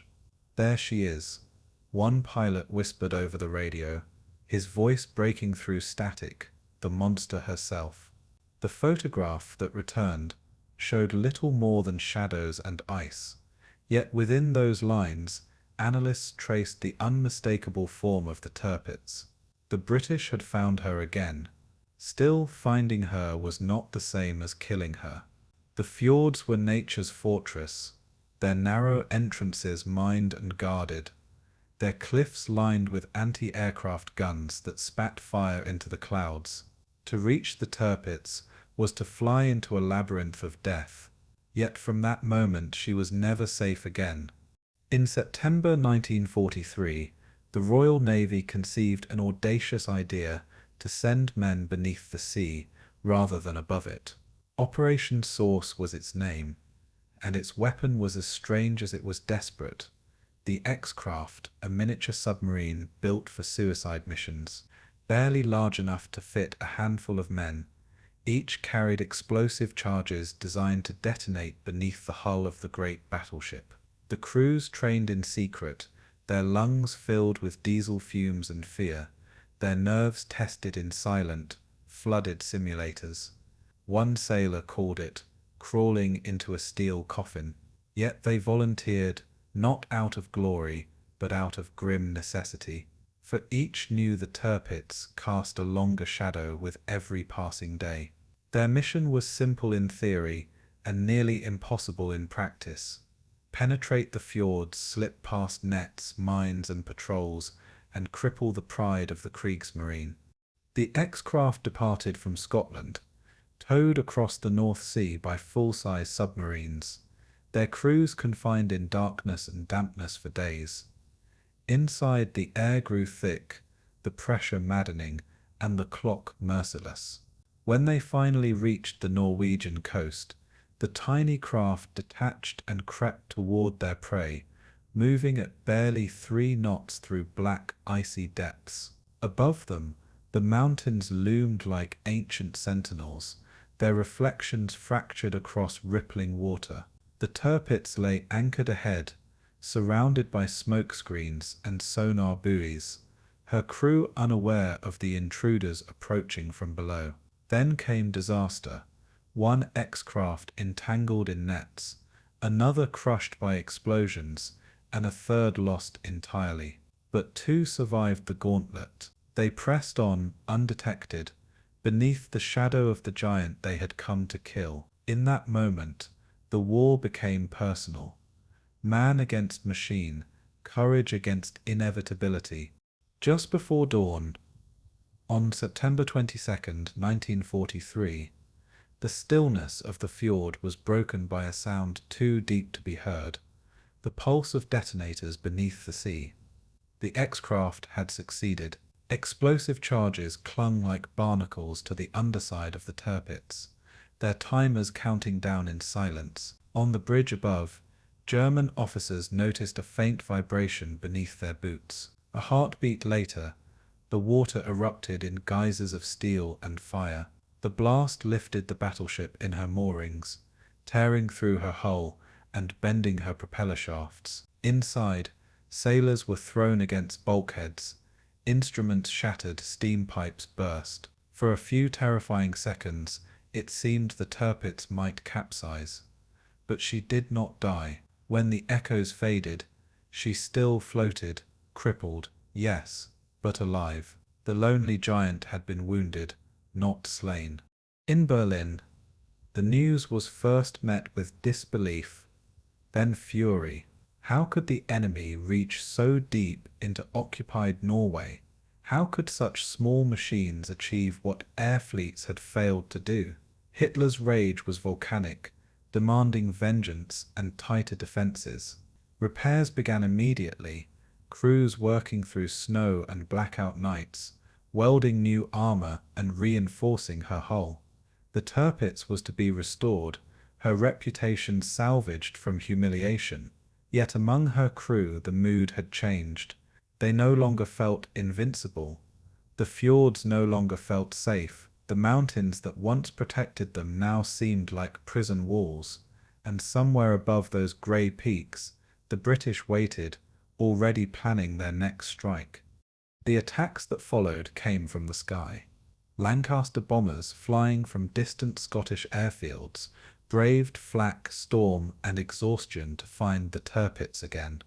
The first raids failed, bombs fell short, smoke screens rose in time, and the giant survived once more. Pilots returned with frostbitten hands and empty fuel tanks, their frustration matching their fatigue. "It's like trying to hit a ghost," one navigator muttered. Each attempt refined the next, new tactics, better bombs, closer formations. But the fjords were merciless, their weather unpredictable, their winds capable of scattering entire squadrons. Still, the British refused to stop. For every failed raid, another was prepared, each inching closer to the kill. And through it all, the Tirpitz remained, battered, but unbeaten, a fortress of defiance in the Northern Sea.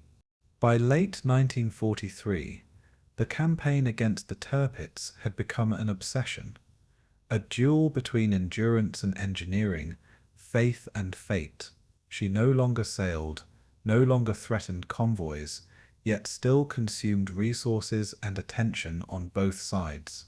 The British measured success, not in her destruction, but in the pressure that mounted with every failed attempt.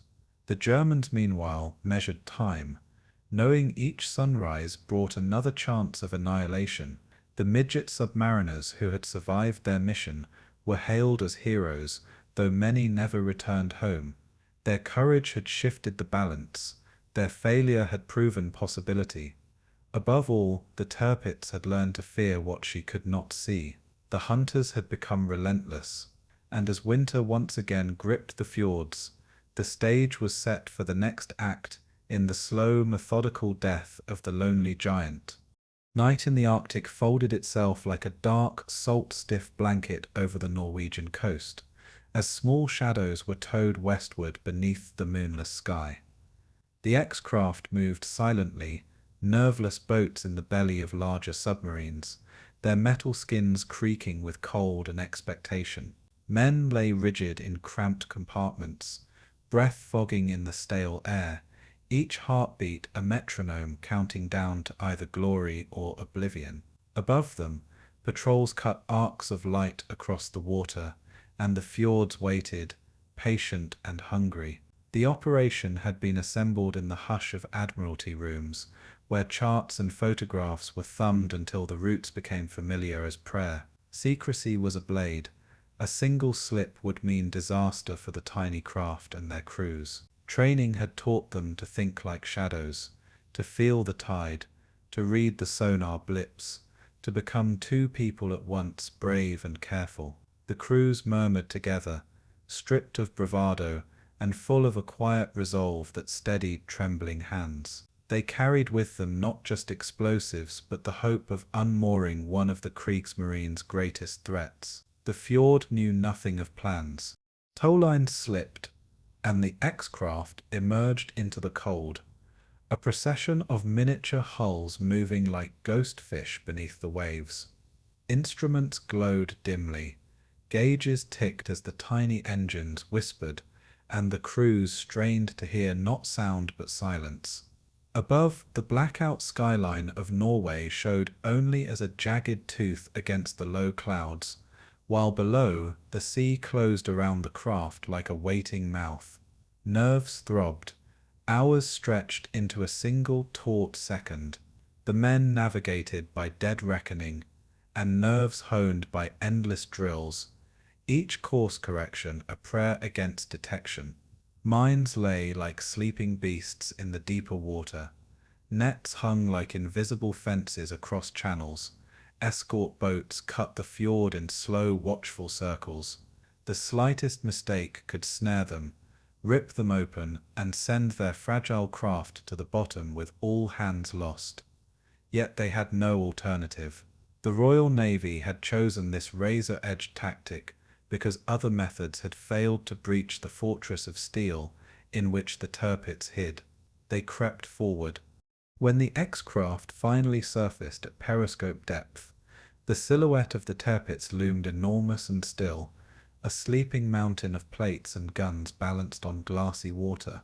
The sight struck the men with a physical force, for imagination had not prepared them for the reality of such size compressed into silence. Searchlights slashed the night on distant mounts, but never quite reached into the inner fjord where she lay, swaddled in smoke screens and anchored among booms and netting.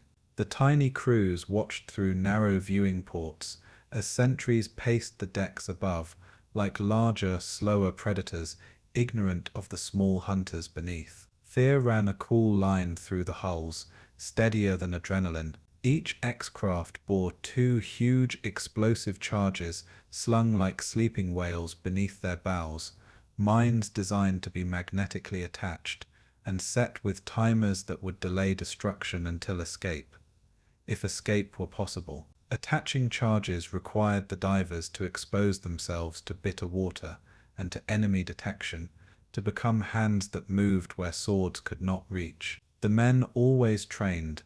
They were drilled until their fingers knew the curves and bolts by memory. Now memory and muscle had to do the final, impossible work. Diver hoods broke the surface in narrow, cold fissures as crews slipped from cockpits and slid into the fjord's teeth, bubbles swirling up like frightened fish. The water was a stealing thief that numbed and sharpened in equal measure. It took fingertips from the men even as it made their focus crystalline. Beneath the keel of the Tirpitz, technicians worked with hands that had been trained to measure seconds in respirations. They fought current and coil and cold. They felt for hull rivets and the seams between steel plates. They clamped magnetic clamps to metal that had lain untouched by their nation's hand. Time, merciless and precise, drove them onward while above the German crew shuffled and smoked and laughed in the deceptive comfort of the night. An engine cough in the distance, a dog barking on a pier, and the divers froze, statues of muscle and breath and hope. Several X-craft were lost to detection and depth charges that turned the sea into a rolling tomb. But 2 teams reached their marks and fixed their deadly payloads under the great ship. They fled then as shadows flee from first light, dragging their lives back into cramped metal cocoons. Explosions do not arrive like the movies imagine. They come as a pressure, a living thing that moves through the body and the air at once. The first charge detonated deep beneath the hull in a wash of vapor and tearing metal, and the fjord answered with a sound that felt like the earth itself protesting. Bulkheads shuddered, pipes burst with steam, and the ship lurched on her anchors like a wounded beast. Sailors staggered, the deck a heaving plain beneath their boots. Instruments spun uselessly under smashed glass. Flames licked from ruptured fuel lines, and panic mottled the faces of men who had thought themselves safe in the teeth of the mountains. For a meager, suspended instant it seemed the Tirpitz might founder and take with her the secret of the fjord. Then, staggered and bleeding, she remained afloat as if some gigantic hand had held her up by sheer will. Damage was severe, compartments flooded, shafts bent, screws fouled by wreckage, and yet she did not sink. The crews aboard the X-craft, many felled by depth charge attacks on the return and some captured, knew they had not failed utterly. They had, however, changed everything. In the cold light of dawn, the fjord looked ordinary again, its calm a deceit after the violence of the night, while the Tirpitz sat listless and broken, her pride turned inward. News of the blasts moved along Axis cables like an electric bruise. German commanders swore and reorganized. Hitler demanded answers and tighter security, and Norway's fjords became even more heavily defended. The repairs that followed were immense. Dry docks, shored bulkheads, men labouring under floodlights as snow sifted like ash upon their shoulders. Engineers cursed and measured and re-measured. The ship's recovery would take months and deny her any strategic sortie that winter.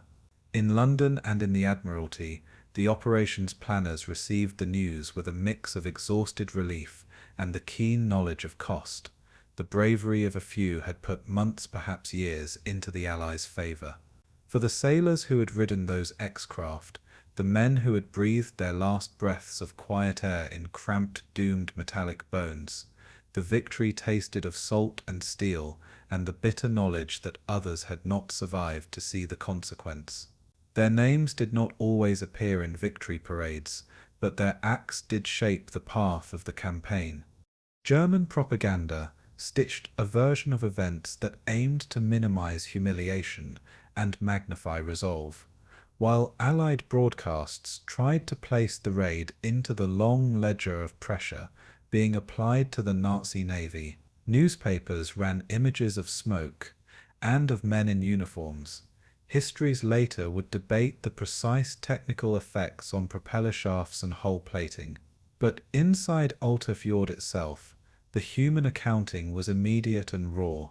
Repair yards stacked spools of cable. Medics counted the wounded. Officers argued under the authority of too many sleepless hours. The Tirpitz became for a time less an instrument of maritime menace than a wounded colossus that demanded maternal attention and heavy iron. Her inaction changed strategy. Convoys breathed more easily, and the Royal Navy measured the allocation of ships once held in fear. Yet the Germans refused to yield the psychological advantage entirely, and the Tirpitz remained a lever in talk and planning rooms for months. Both sides adjusted to a new arithmetic of threat and defense. The midget submariner's courage had carved with small hands a large opening. Operation Source stands in the Arctic story as a testament to ingenuity and sacrifice, where tiny craft and quieter men altered the calculus of a vast war. The fjords absorb history the way they absorb sound, deep and slowly, and their memory keeps the echo of that night alive. For a season the Tirpitz would be immobilized, a prize that needed iron nurses and time to make whole again, and the Royal Navy watched and planned for the future with a steadier heart. The men who had risked everything beneath cold waves did not live for medals alone. They lived for the knowledge that a monstrous hull might be unmade by the liminal courage of the few. In the long catalogue of engagements, the X-craft raid appears as a small, almost intimate chapter, yet its ripples were strategic and profound, forcing the Kriegsmarine to defend what it could no longer freely use. The fjord again fell silent, but nothing about its silence was innocent.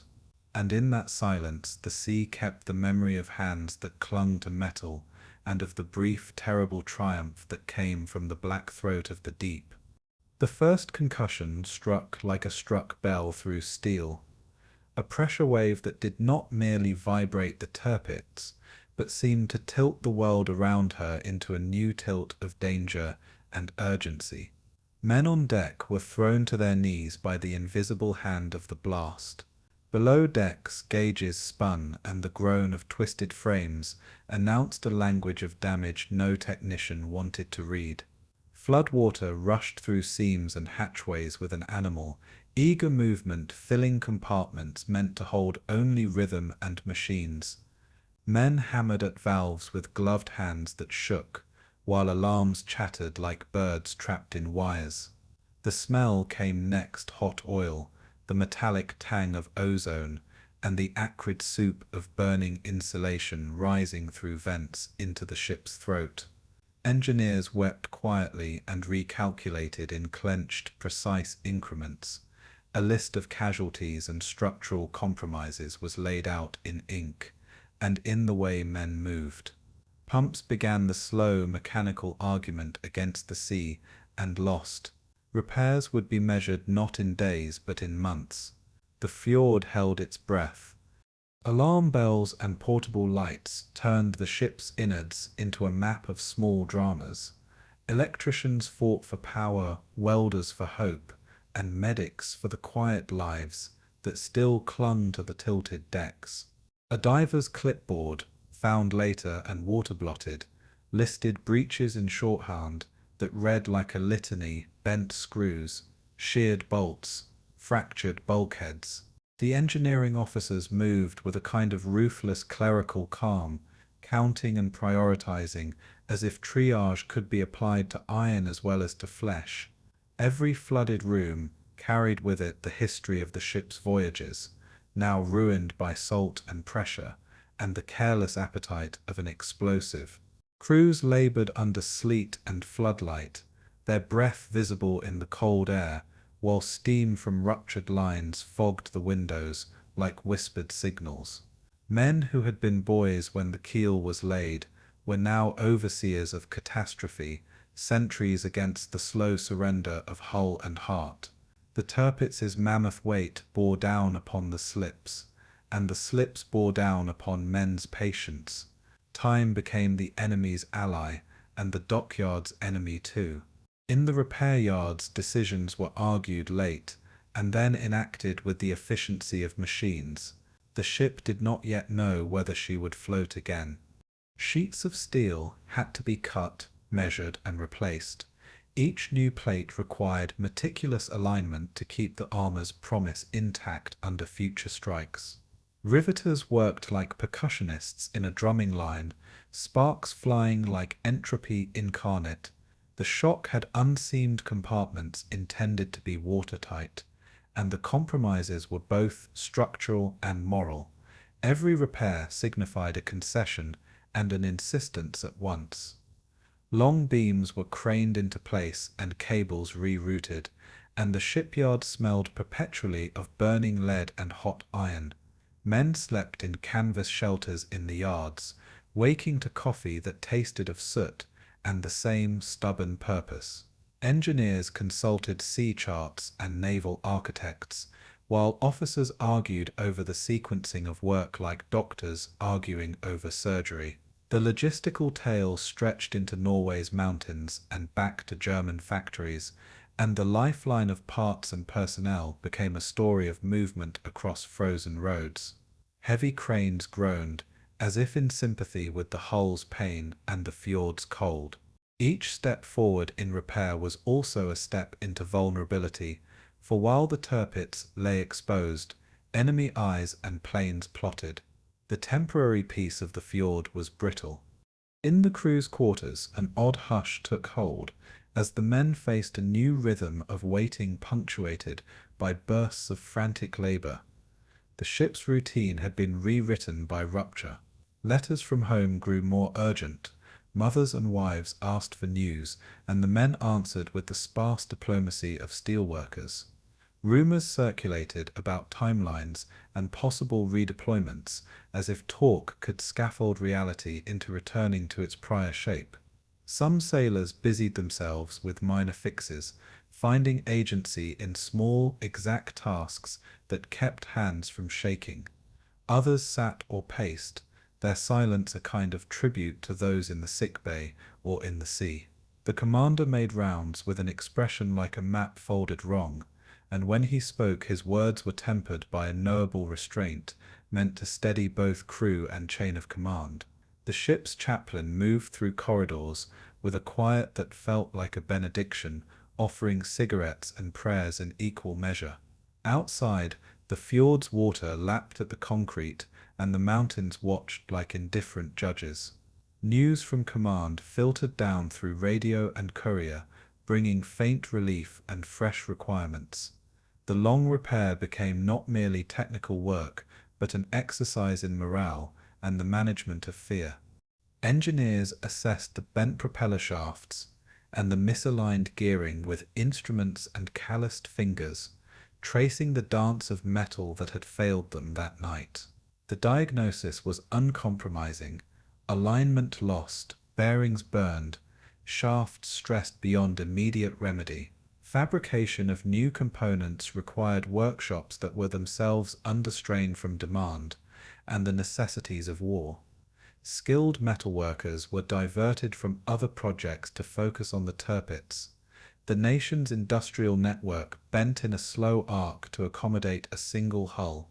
Men who could have been building guns were instead shaping propeller blades in northern workshops, and the bureaucracy that moved raw steel into finished part work became a secondary theatre of war. Each replacement piece travelled hundreds of miles, boxed and shipped with a logistical tenderness that rivaled medical supply chains. The ship's schedule slipped month by month, and with each delay the strategic calculus shifted. Commanders recalculated risk and reward, and Hitler himself asked again for assurances that such an asset could be brought back to full power.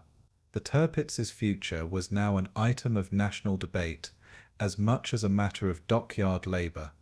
Bombarded by weather and enemy reconnaissance, the repair yards became a zone of constant watchfulness. Anti-aircraft guns were repositioned, and camouflage netting drew new patterns across scaffolds. At night, workers moved like ghosts beneath tarps and tarpaulin gantries, performing tasks that required a steadier hand than fear. German air defense assets were concentrated to guard the repair effort, and radar sets blinked across the fjord like watchful mechanical eyes. The risk of another Allied attempt sat heavy as a threat that could arrive from sky or sea at any moment. War planners argued the merits of accelerated repair versus the vulnerability such haste would invite. The decision balanced on the narrow ridge between strategic necessity and operational caution.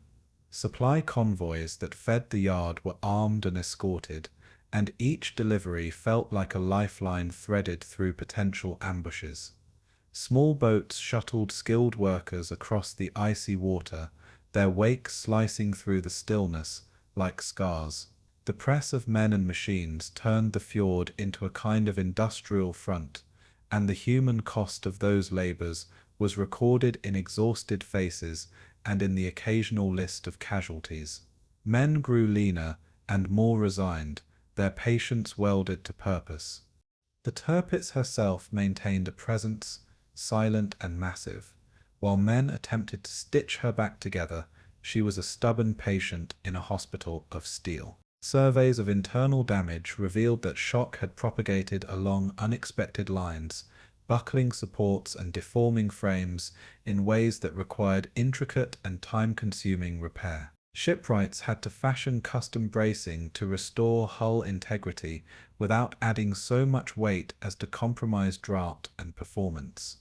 This required calculations and tests, models and trials, the slow arithmetic of men who knew the ship's appetite and the seas. As winter turned towards spring, the repair yards shivered through storms that seemed to resent the human insistence on progress. Workers took to sleeping in hammocks strung under scaffolding, waking to the sound of hammers and the smell of hot metal. Meanwhile, the Tirpitz's presence continued to demand enemy attention. Allied reconnaissance circled like cautious sharks, reporting and reassessing. Each reconnaissance flight forced a pause in repairs, a recalibration of risk, and sometimes the hurried cover of a section of hull with netting and canvas. The work proceeded in fits and starts. Patience remained the hardest material to secure. When at last the major structural work was complete, the ship required trials to test the integrity of welds and the alignment of new shafts. Engines were started and stopped with careful choreography. The first trial runs were shadowed by anxious officers whose faces betrayed the knowledge that many lives and months of labour now depended on a shaft's true rotation. Water thrummed under the keel as propellers turned and the ship pushed against the fjord's resistance with a sound like a great heart resuming. Minor failures emerged, a bearing overheated, a seal leaked, and each was addressed with grim persistence. The crew learned to detect the faintest irregular vibration that might signal catastrophe. They listened as mechanics listen to the body of a patient. Repairs had not erased the memory of that night's explosions. They had instead woven those events into the ship's very being, as scars do in flesh. Men who had been fond of the ship in idle affection now loved her with a vigilant intensity that borders on fear.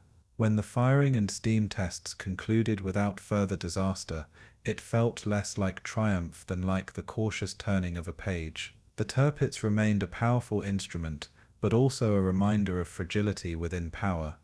The months of work left their own mark on the human shape of the crew, and on the communities that had labored on her repairs. Welders and fitters returned home, changed by fatigue and by the smell of iron, while families waited with a patience that was taught by necessity.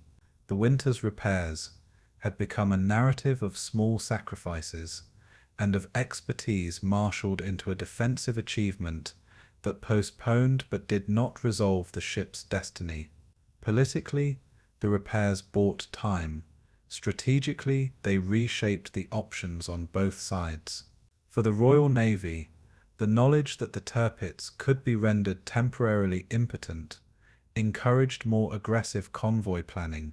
For the Kriegsmarine, the ship remained an insurance policy and a political symbol that required tending at great cost. In the years that followed, the Tirpitz's repaired hull would be both a lure and a target, and the memory of those months in Fjord would ripple outward through strategy rooms and mess halls alike. In the rust and the welds lay a story of endurance that was both human and industrial, a testament to the way war demands repair as ruthlessly as it demands destruction. The fjord kept the echoes of hammers and the names of those who had bent their lives to the ship's recovery. The fjord woke that April morning under a low, hard sky, and the Tirpitz lay like a dark cathedral against the pale rock, her guns silent, but her presence as loud as a threat. Men moved along her decks with practiced indifference, gloved hands checking chains and anti-aircraft barrels, while the cold bit through wool and canvas.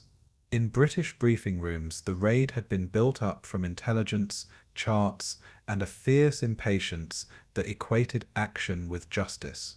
Pilots of the Fleet Air Arm climbed into cockpits and felt their stomachs ride the clench of takeoff.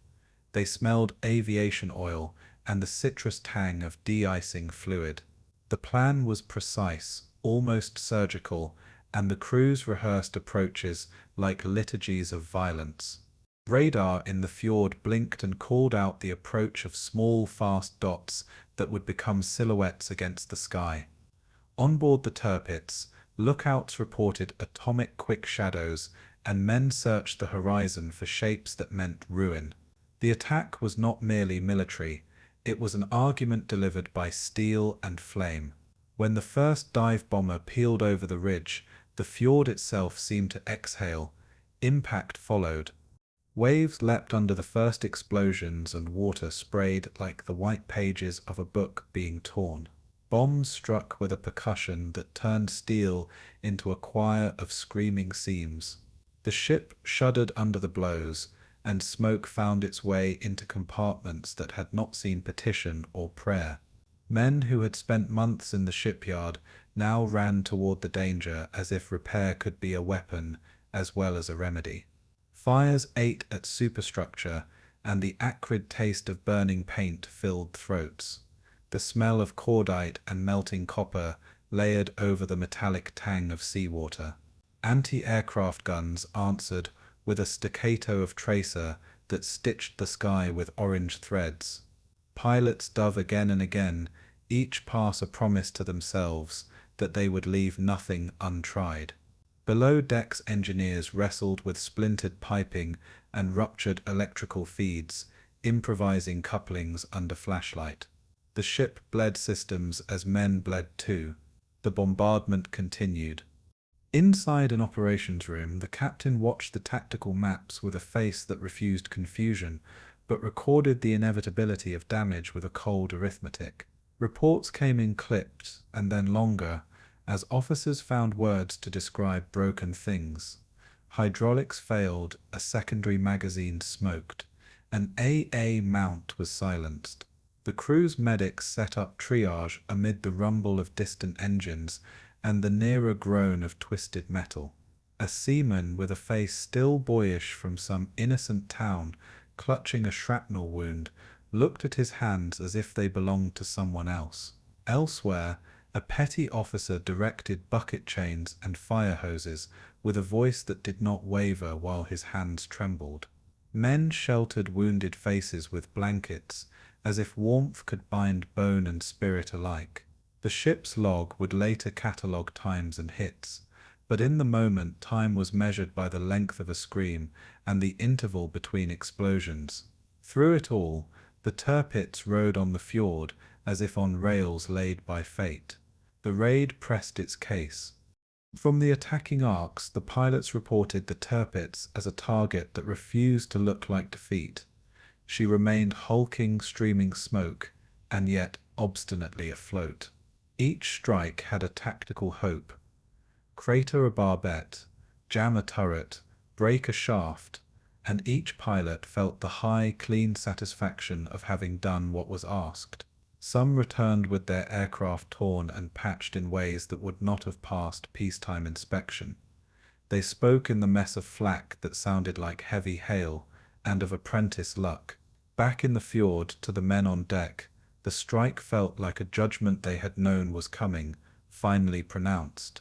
They fought with tools and with bodies, with shovels and with shouted commands that carried over the fire's roar.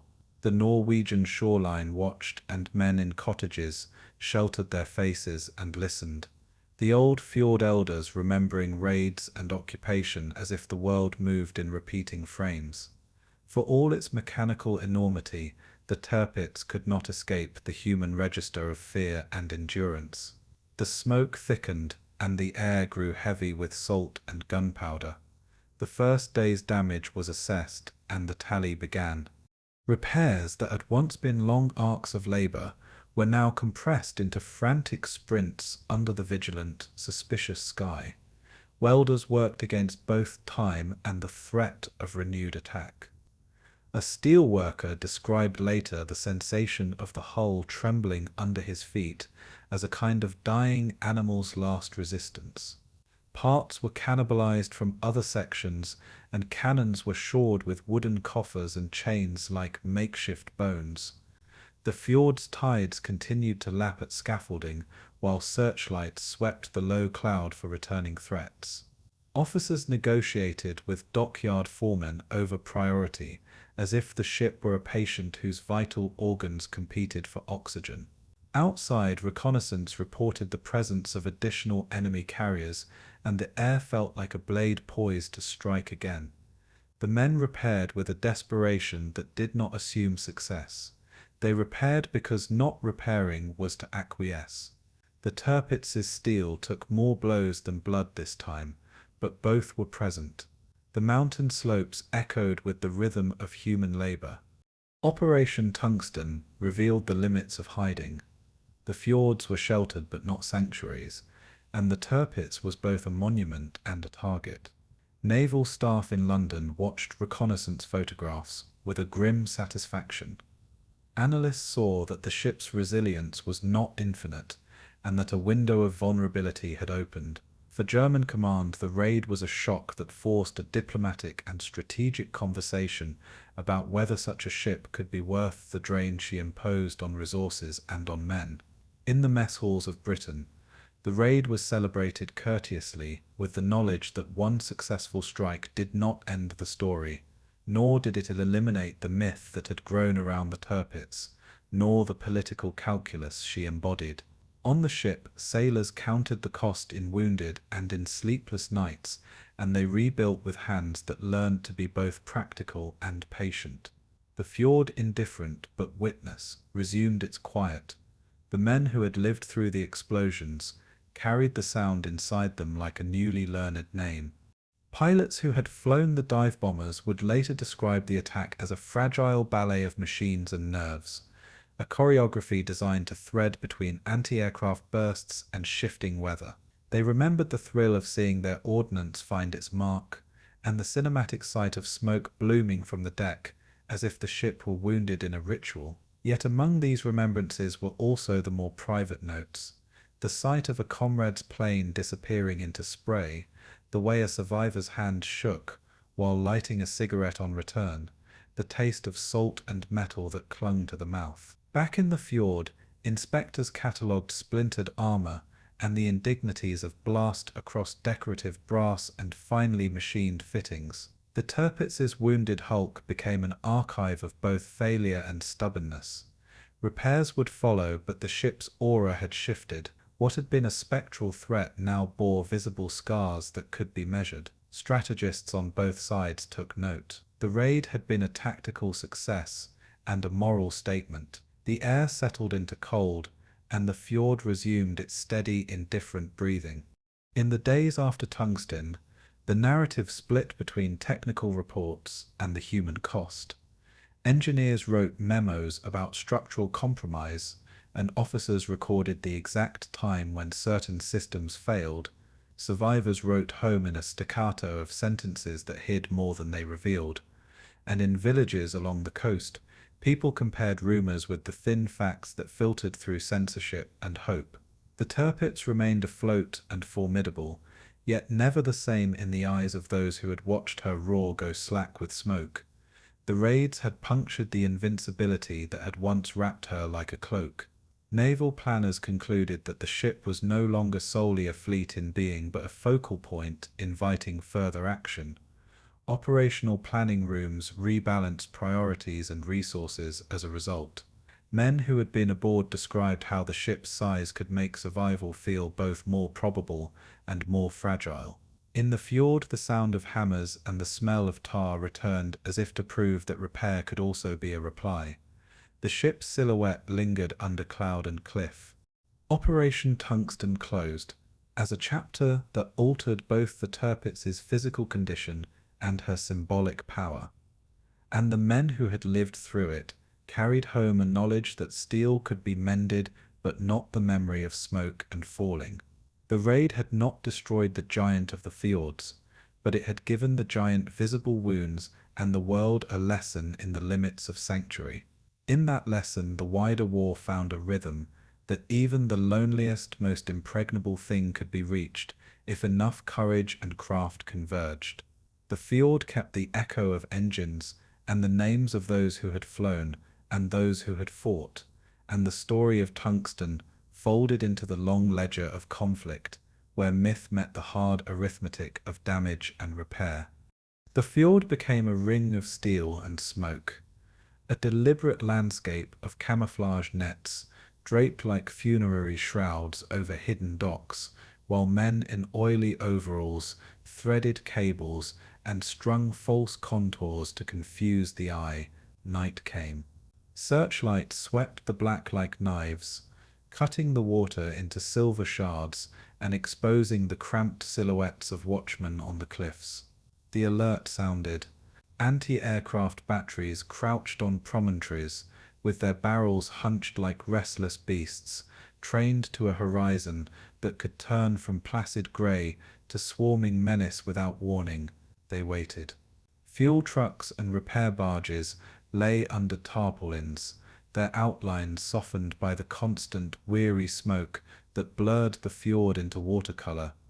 The signal stations hummed with intercepted chatter and coded warnings that fell like rain on a roof. Tension tightened. Camouflage officers paced along beachside bunkers, adjusting nets and painting mock funnels to mislead prying reconnaissance. They breathed. From the hills, the sound of the defences was a machine of human voices and mechanical clatter, the clink of rivets, the low thump of diesel engines, and the periodic, frightening crack of anti-aircraft fire that made silver rain of spent shells.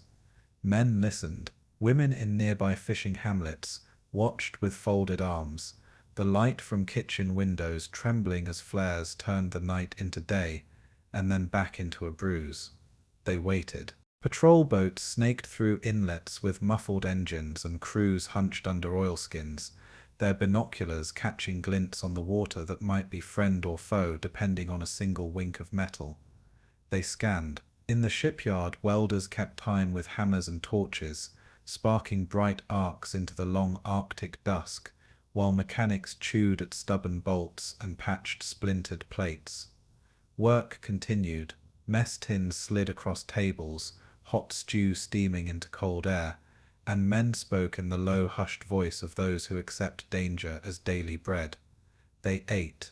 Observation posts perched like birds of prey on rocky teeth above the ford, and the observers' notebooks filled with precise, dry notations about cloud cover, ship dispositions, and the steadiness of the wind that would carry or betray an approaching bomber. Notes mattered. Radar operators watched screens in dim rooms, reading green blips with the same reverence a priest reserves for scripture, and their hands moved with the calm, practiced motions of men who had learned to translate electrical ghosts into impending violence. They acted.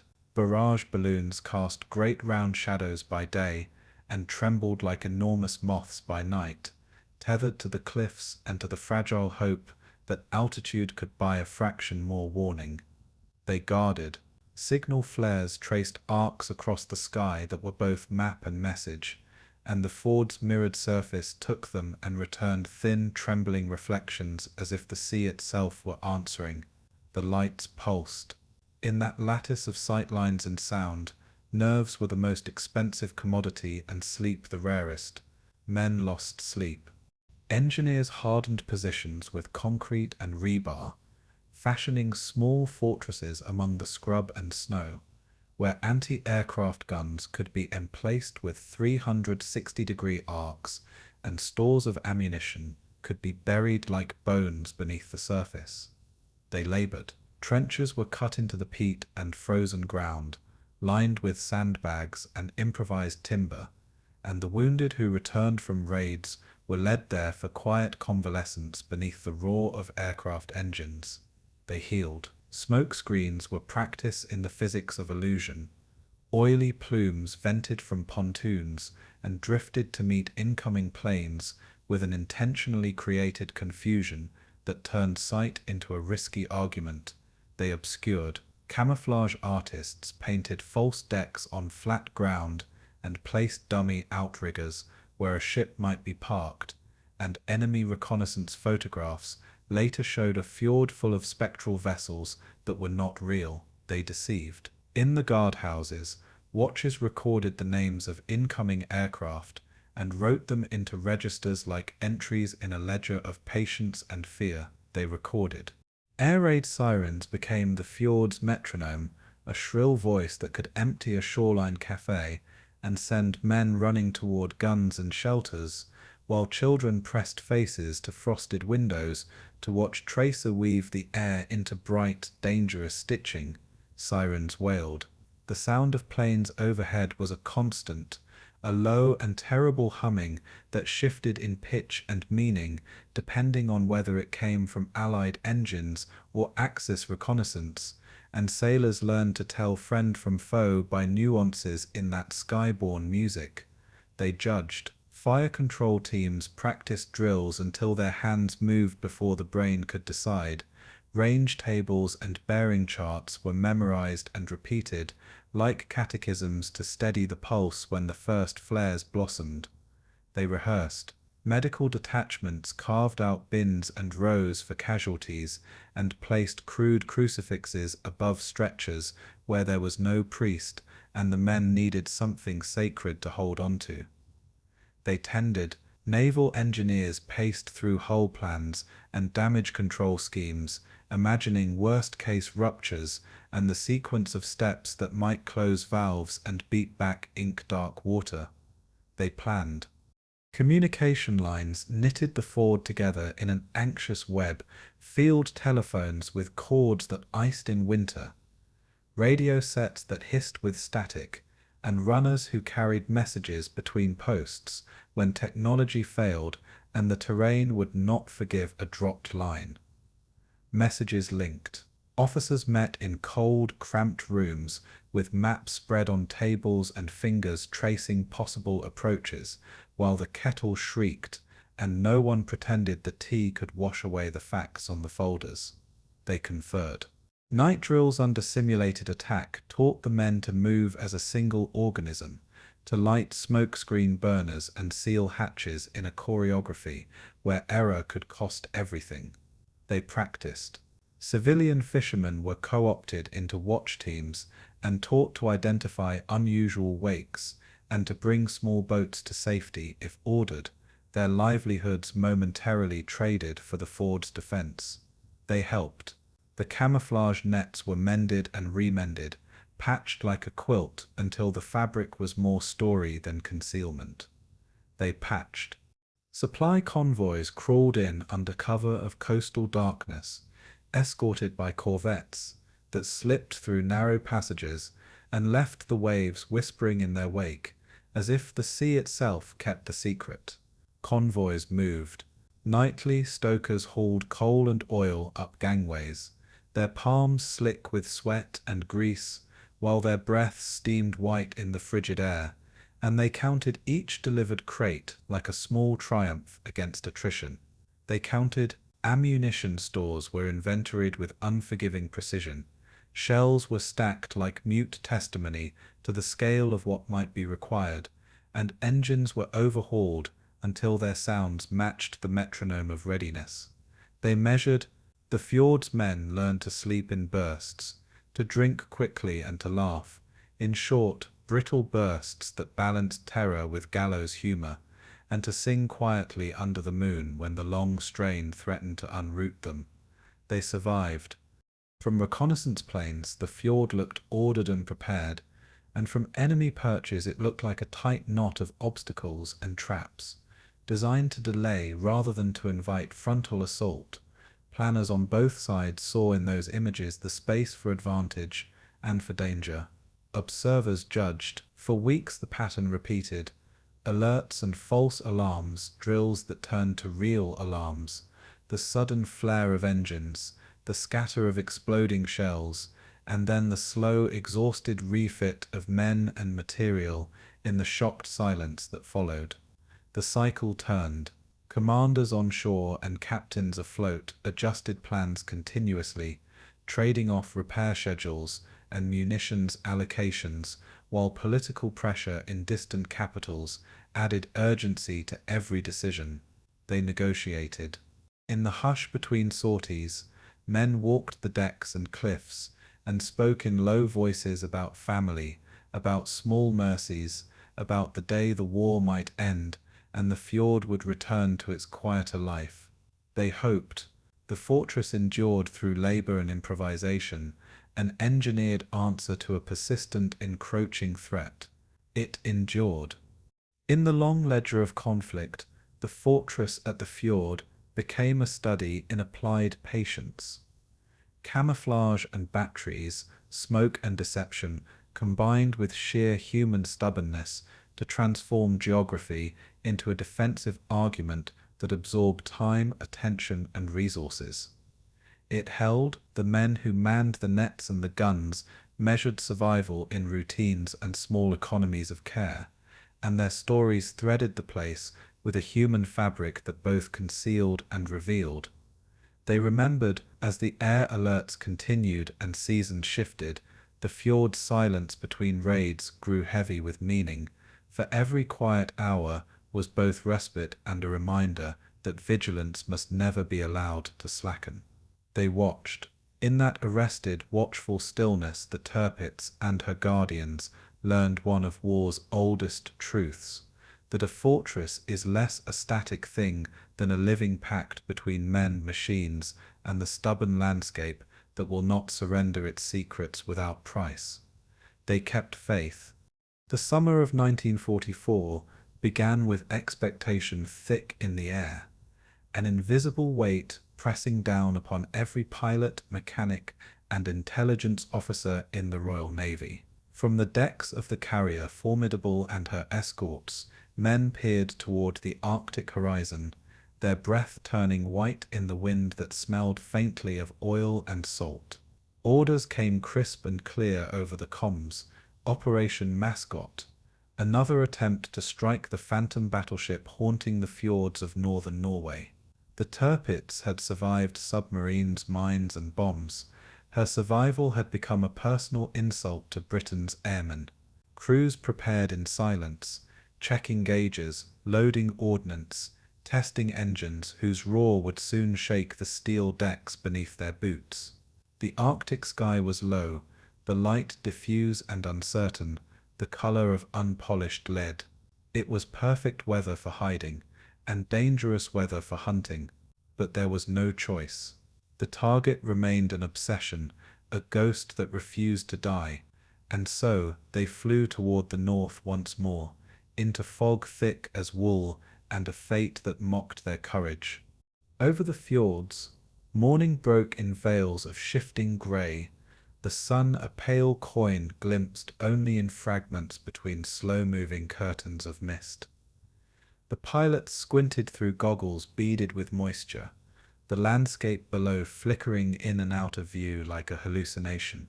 They were flying into a trap set by nature itself. Every compass correction felt uncertain, every silhouette suspect.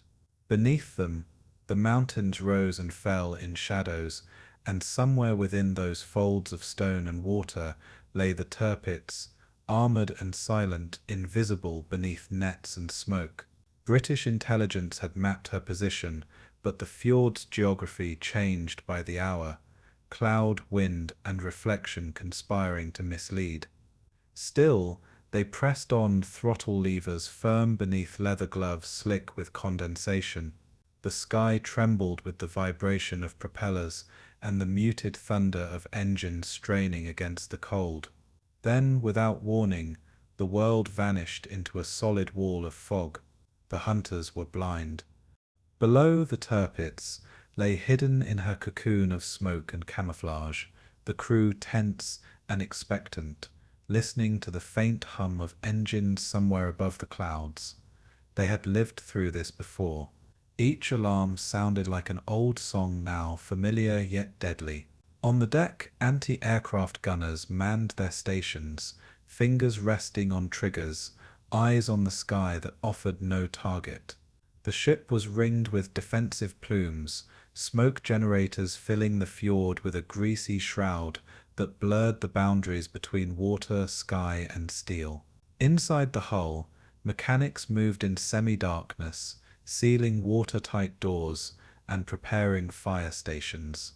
The air was dense with the scent of diesel and fear. The commander's voice, calm and deliberate, cut through the tension. "Stay ready. They will come when the clouds break." But the clouds did not break. The Arctic kept its promise to the Tirpitz, cloaking her in an elemental armor thicker than any German steel. High above, the British formation scattered like startled birds. Instruments faltered, bearings shifted, and the disciplined geometry of the strike force dissolved into isolated clusters of confusion. "Visibility 0, one pilot reported, his voice a whisper of static. Another called out landmarks that did not exist, phantom ridges painted by fog and imagination. They flew by instinct, by training, by faith in the mission, but not by sight. Below, the fjord that should have been their killing ground was now a blank, an ocean of silver-grey nothingness. Crews strained their eyes for even a glimpse of gunfire, a glint of armor, the black shadow of a battleship that had humiliated them for years. Instead, they saw only fog, endless, indifferent fog. Bomb bay doors opened anyway, and bombs fell through mist toward coordinates that meant nothing. They struck water, cliffs, and empty air. The Tirpitz lived untouched. As the first wave passed, frustration rippled through the British crews like an electric current. They had risked everything, flight decks, fuel, and lives, for a target that might as well have been a mirage. "We can't see a damn thing," muttered one observer, wiping frost from his goggles. Another spat into the cockpit, angry not at the enemy, but at the sky itself. On the carrier decks far below, officers tracked their planes' positions with sliding markers and measured silence. The wireless crackled with partial reports, none confirming success. The Arctic weather had chosen sides again. It always did. Commanders debated whether to recall the strike or press a second wave into uncertainty. The order finally came: return to base. Engines turned south, carrying exhaustion and disappointment through the choking fog. The greatest air armada ever sent against one ship had achieved nothing. On board the Tirpitz, relief came not with cheers, but with a grim, practiced resignation. They had survived. Again. But survival was no victory. The crew knew the attacks would return. They always returned. Sailors laughed bitterly over black coffee, their faces grey with fatigue, their hands trembling slightly from the adrenaline that had nowhere to go. Anti-aircraft crews cleaned barrels, still warm from tension alone. The captain recorded the date, time, and number of enemy aircraft sighted in his logbook, then closed it without comment. Outside, the smoke screen slowly thinned, revealing a sky so calm it seemed almost taunting. The fjord was silent again, save for the lapping of cold water against the hull. To the British, this silence meant failure. To the Germans, it meant borrowed time. Back in Scapaflow, the debriefings were short and bitter. Pilots spoke of fog thicker than smoke, of targets glimpsed and lost, of a world where navigation instruments lied, and the enemy hid beneath the weather itself. Engineers calculated bomb dispersion patterns and found that most ordnance had missed by miles. Admirals studied reconnaissance photos showing nothing but grey haze and blurred forward contours.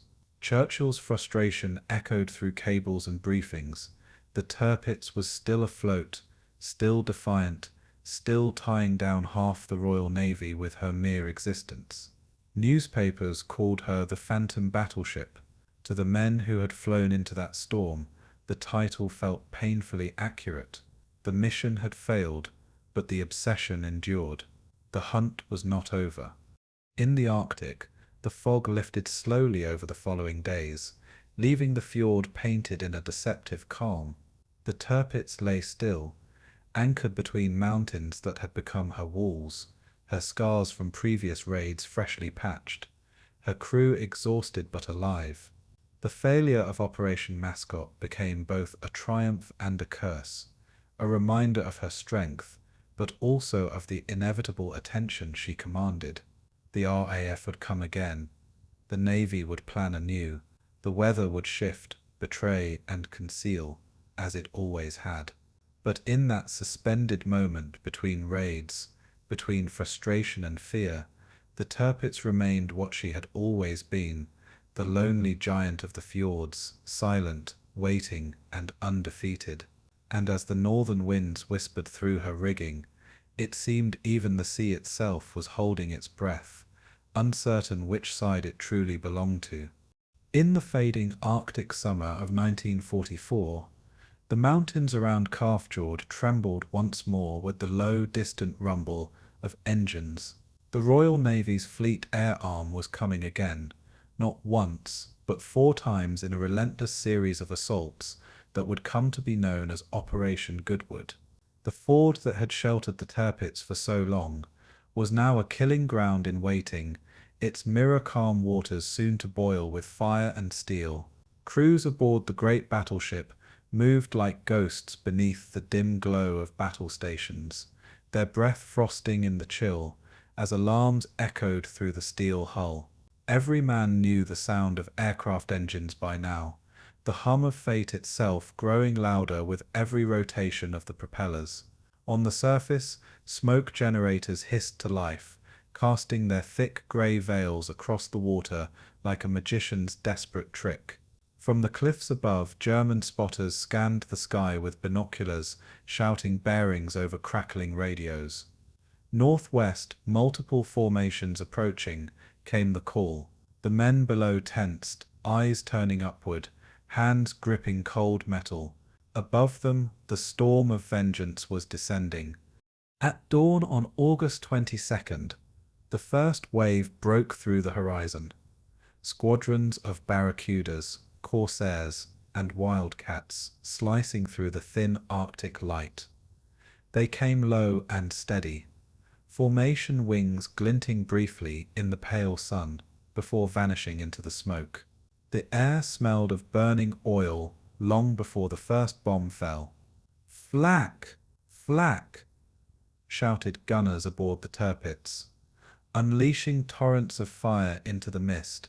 Tracers arced upward, red and white, like furious brushstrokes painted against the grey. One aircraft exploded in a sudden burst of flame, its wreckage spiraling down toward the sea, trailing smoke that mingled with the fog. Another wave followed, engines screaming as bombs tumbled through the haze, the metallic clatter of destruction echoing against rock walls. Explosions shook the fjord, the sound reverberating deep into the bones of the mountain. But when the smoke cleared, the Tirpitz still stood, wounded, blackened, but alive. The British had come close, but not close enough. Below decks, chaos reigned as crews raced to seal compartments flooding with seawater and oil.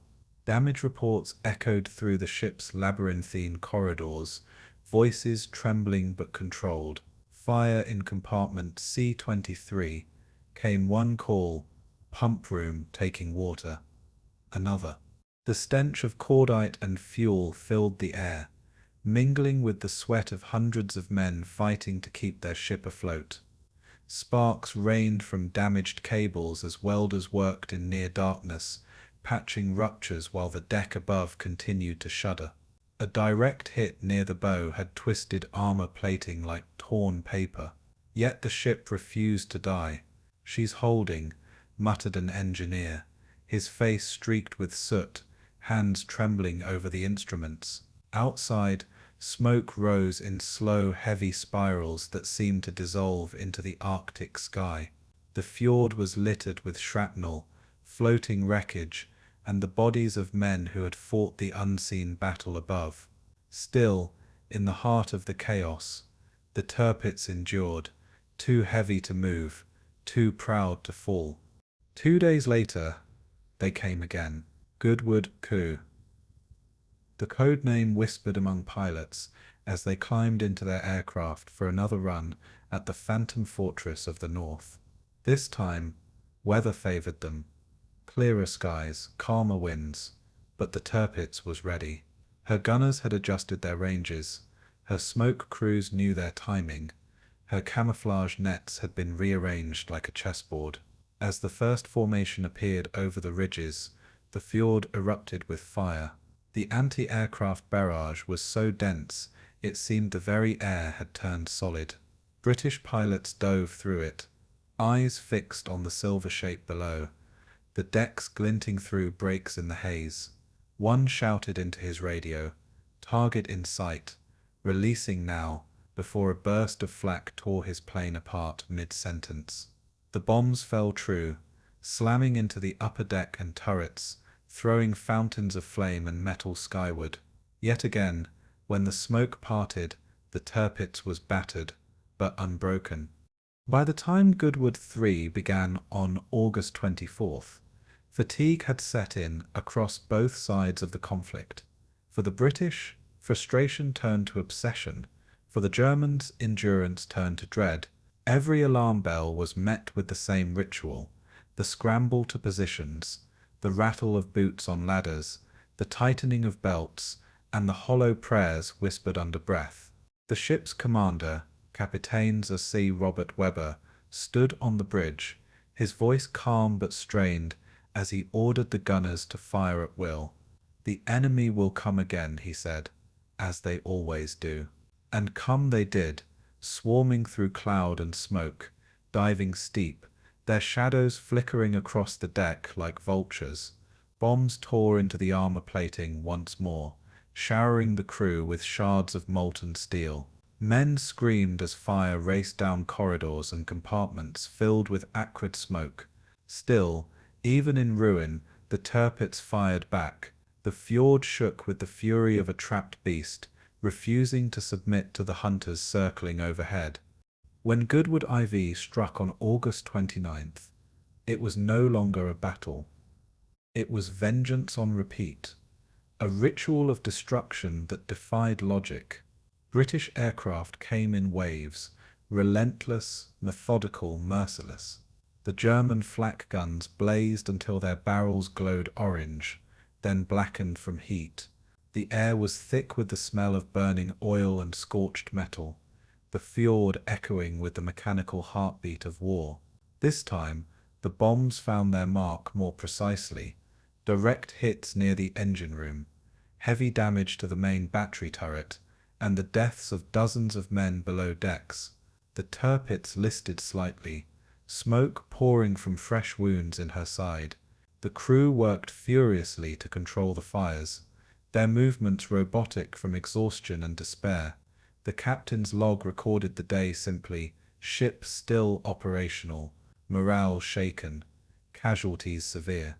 The words, like the ship itself, were stripped of emotion, hardened by survival. In Britain, the news of the attack spread quickly, greeted with cautious optimism and quiet frustration.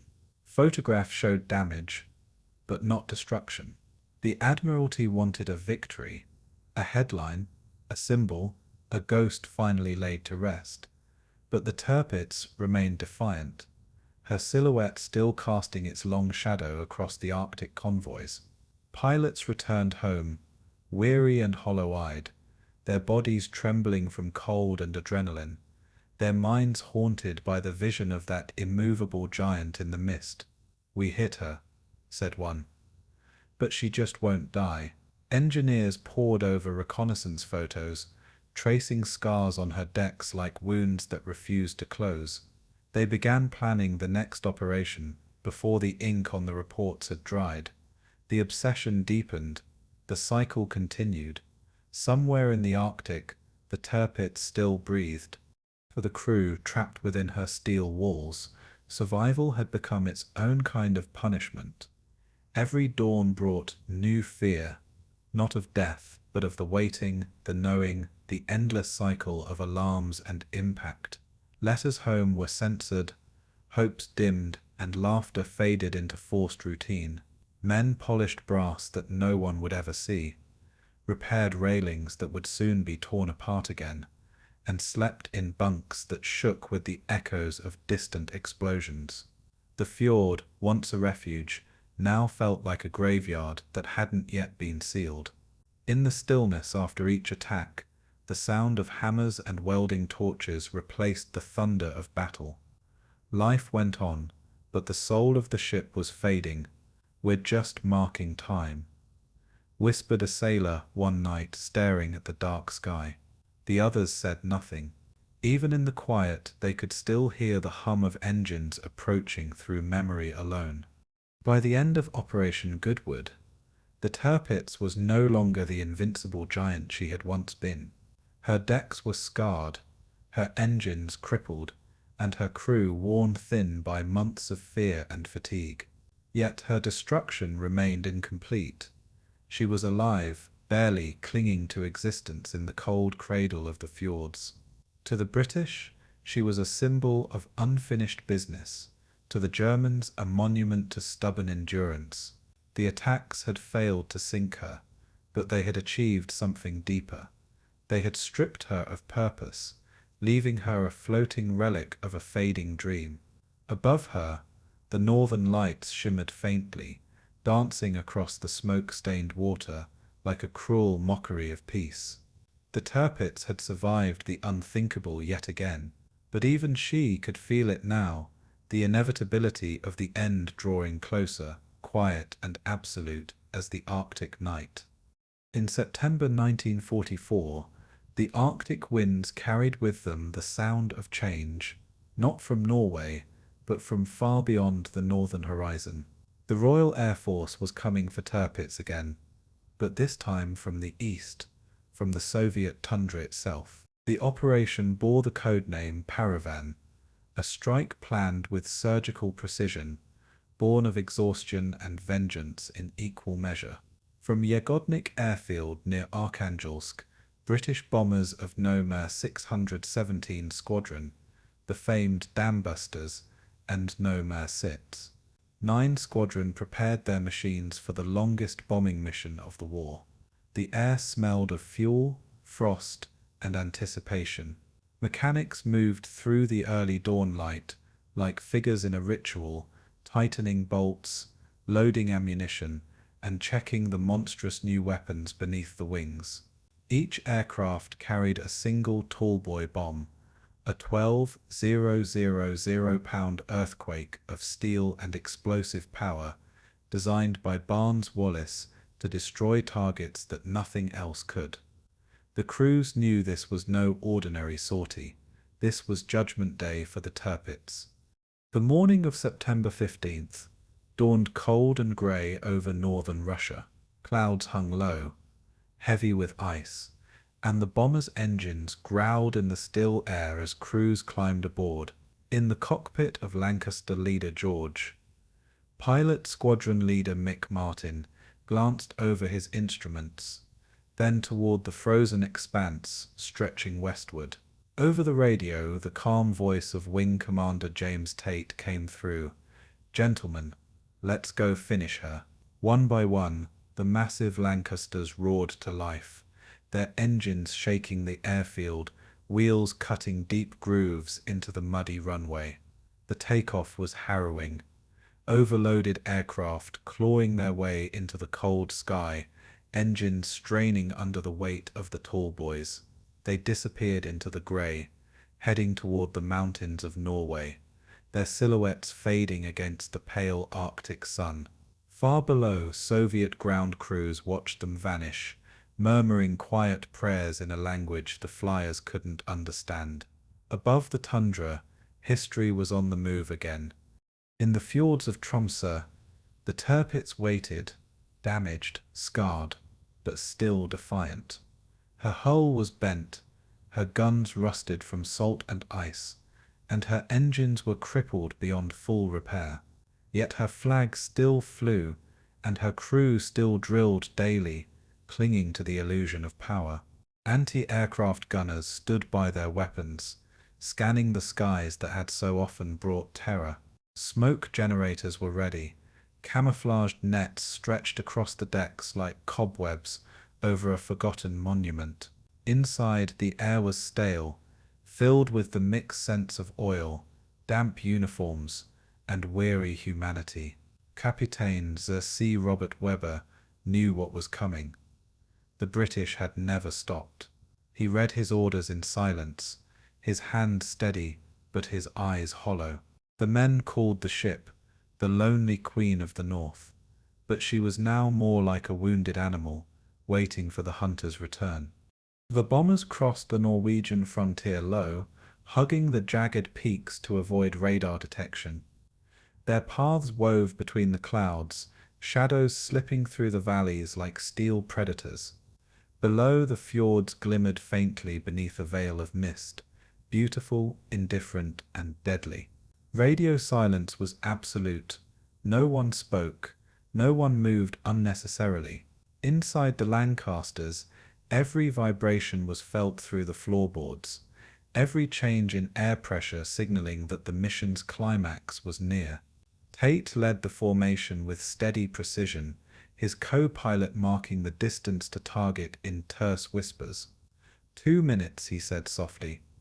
In that moment, the crews could see the glint of the Tirpitz below, a sliver of silver grey nestled among the fjord's green slopes. She was anything but. The first warning aboard Tirpitz came too late. At 9:35 a.m., the air raid sirens screamed through the ford, their wail echoing from cliff to cliff. Crewmen scrambled to battle stations, boots pounding across the steel deck, voices shouting in chaos. The cry of doom that every man aboard had learned to dread. Smoke generators hissed, belching clouds into the air, but the morning wind betrayed them, scattering the protective fog too thinly. High above, the bombers rolled into their attack run, bomb bay doors opening like the wings of angels of death. "Target in sight," said Tate into his microphone, his tone calm but resolute. "Bombs away. Seconds later, the sky itself seemed to hold its breath. Then came the fall, a whistle, a blur, and a roar that split the mountains apart. The tall boys had found their mark.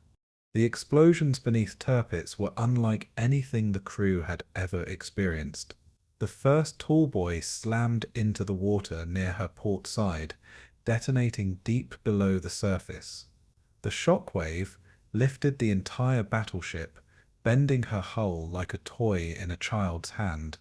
Another struck near the bow, tearing open her plating and flooding compartments instantly. Inside, lights went out, bulkheads ruptured, and men were thrown from ladders as the ship groaned in agony. The noise was deafening, steel shrieking, water rushing, voices screaming. Fires erupted below decks, black smoke billowing through shattered hatches. Damage control parties fought blindly in the dark, choking on fumes, slipping on oil-slicked floors. The great ship that had once been Germany's pride was dying in slow motion. Her heart, the engines, were silent. Her lungs, the vents, were filling with smoke. When the bombers turned for home, the fjord below was a graveyard of smoke and echo. From the air the Tirpitz appeared crippled, her deck torn open, her turrets bent and silent. The crews of 617 and 9 Squadron knew they had struck a mortal wound. Not enough to sink her, but enough to end her usefulness forever. Over the radio, Tynte's voice came through again, quieter this time. "That'll do," he said. No cheers followed, only silence. The men stared at the horizon, their eyes red and hollow from exhaustion and the terrible intimacy of destruction. Behind them, the Arctic sky glowed faintly with the fires of the dying giant. The bombers disappeared once more into the grey, heading back toward their frozen base in Russia. They had done what no fleet could do. They had broken the Tirpitz's back. In the days that followed, the once mighty battleship was officially declared unseaworthy. She could no longer move, no longer fight, no longer threaten the convoys that sailed beyond the horizon. Her guns still stood, but they were now relics, monuments to defiance, not weapons of war. The crew remained aboard, reduced to caretakers of a crippled Leviathan. Engineers patched what they could, painters covered scars with false patterns, and commanders pretended she was still a threat. But the illusion had shattered. Even the fjord seemed quieter now, as though mourning the fall of its ancient guest. The Tirpitz had survived again, but this time survival was a curse. And so, Operation Paravane closed one chapter of the ship's story and opened another. One of decay, confinement, and inevitability. In London, Churchill read the reports with grim satisfaction, while in Berlin the news was received in silence. The fleet in being was now a fleet in name only. To the Germans, Tirpitz remained a symbol of pride, but one now resting on the edge of ruin. To the Allies, she was a wounded ghost, a target still to be finished. Yet beneath the icy waters of Tromsø Fjord, something deeper stirred, the echo of courage, the weight of futility, and the strange, enduring beauty of machines made to outlast the men who built them. The Arctic winds howled over her decks once more. The lonely giant still breathed, but only just. The voyage north began before dawn, a slow, reluctant pilgrimage through cold grey waters that smelled of oil and salt.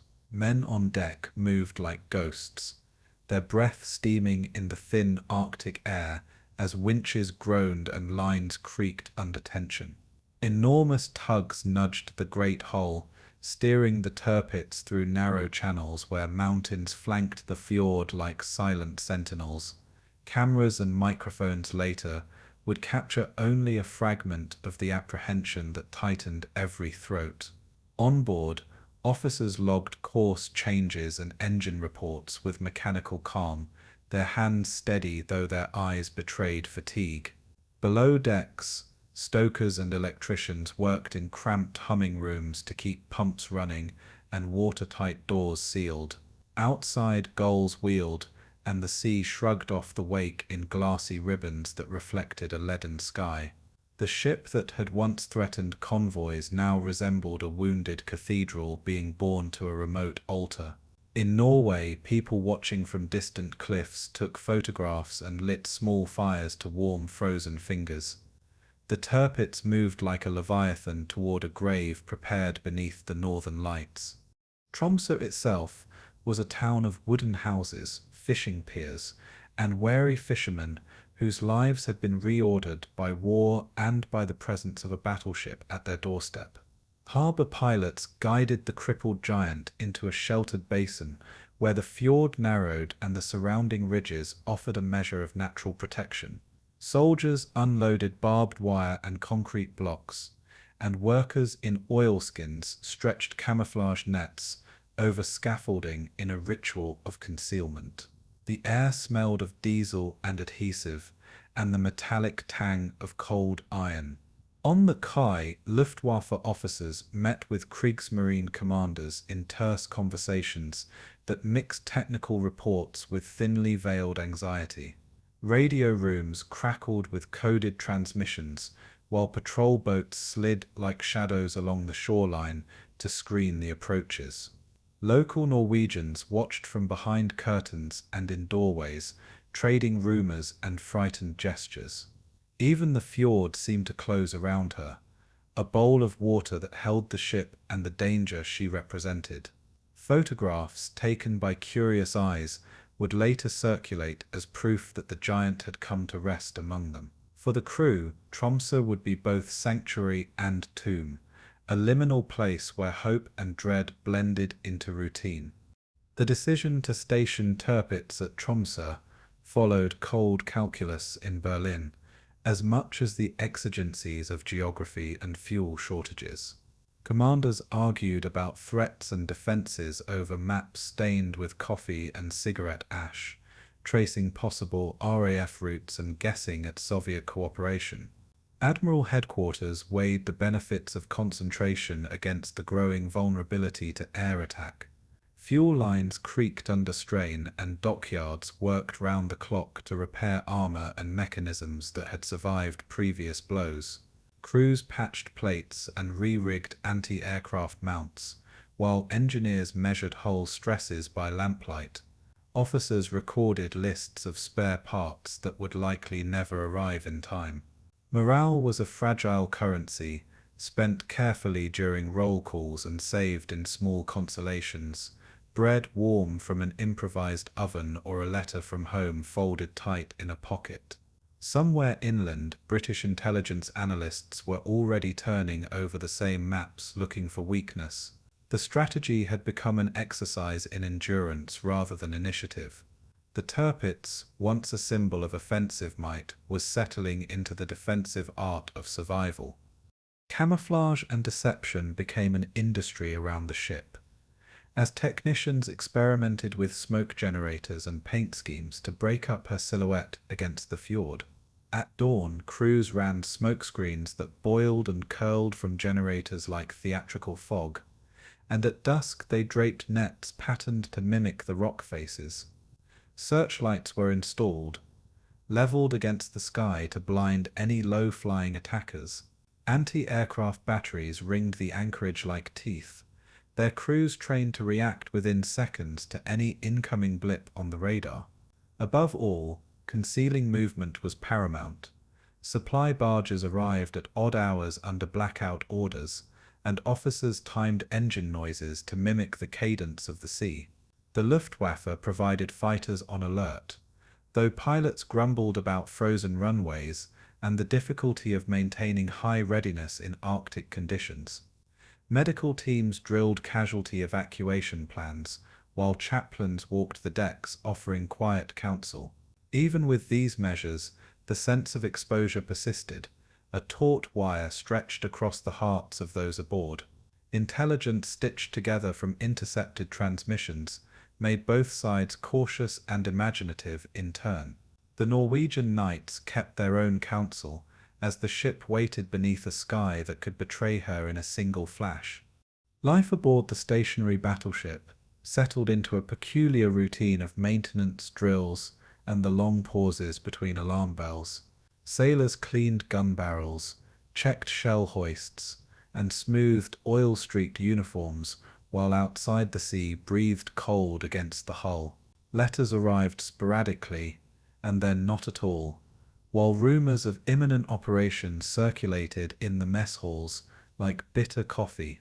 Men spoke in low voices about the last sorties and the ship's scars as if trading talismans against fear.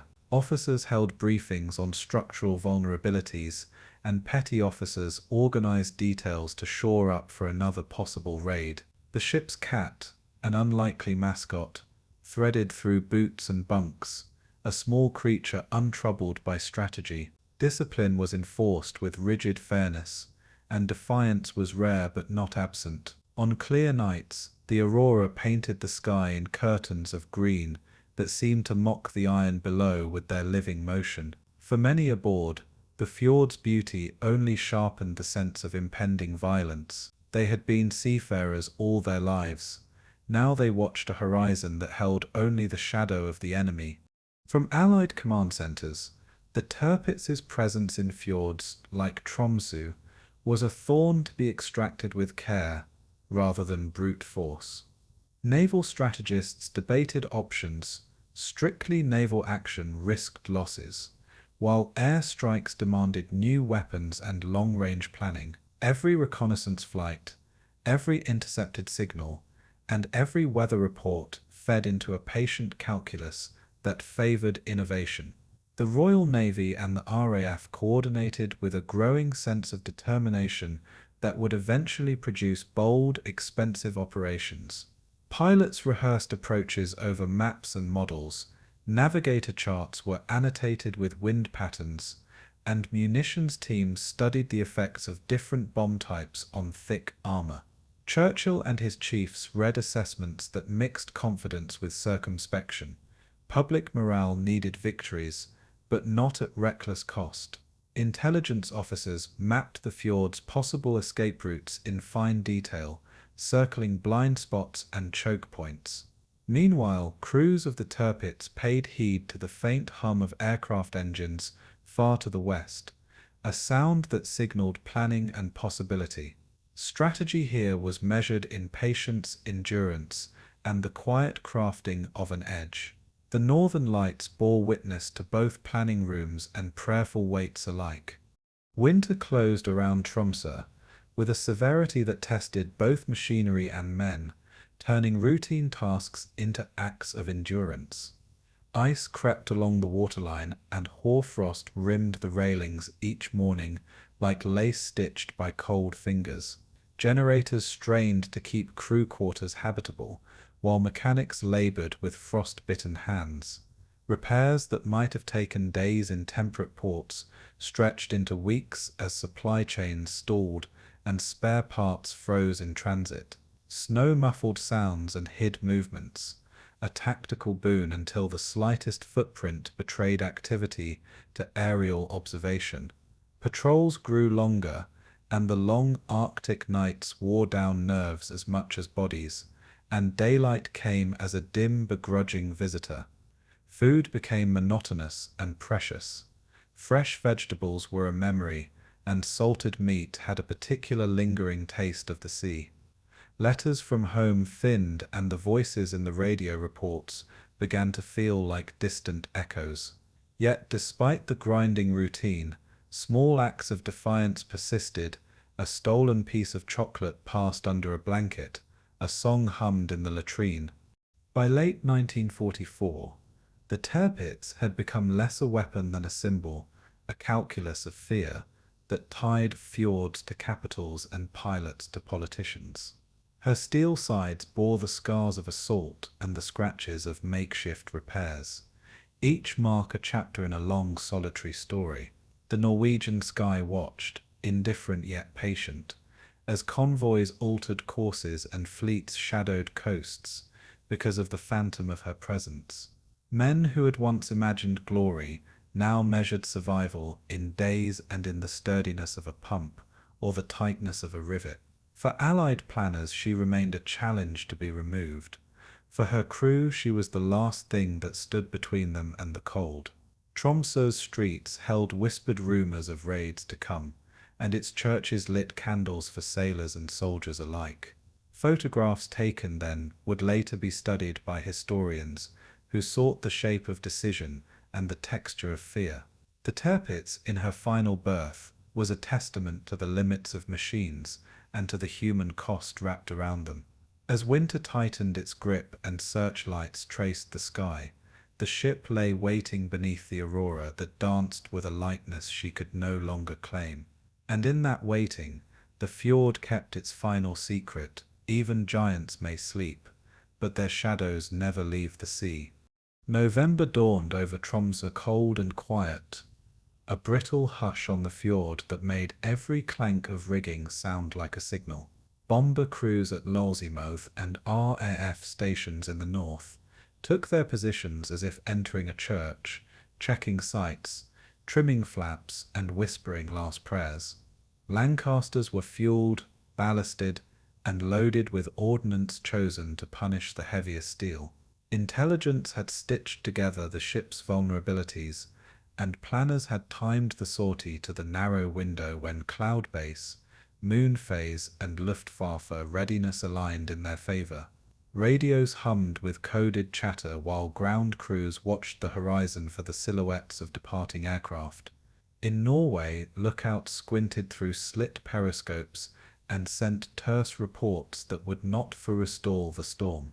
Men aboard the Tirpitz stirred uneasily, sensing operations in the air long before the first engines shivered the sky.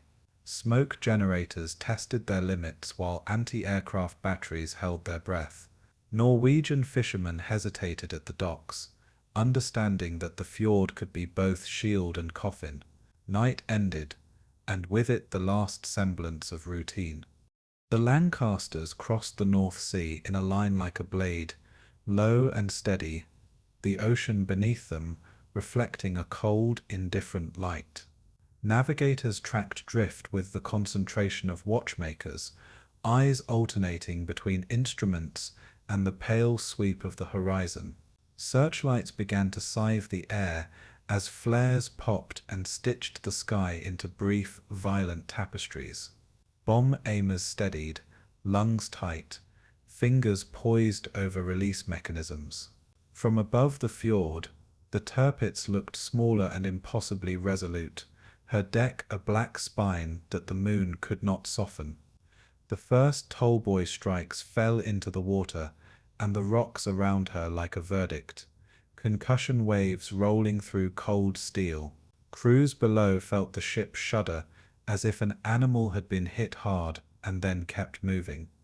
Flames licked at barbettes, and smoke coiled into the night, carrying the sharp metallic smell of superheated armor. On board, men who had readied themselves for war moved with the terrible clarity of those who meet the inevitable.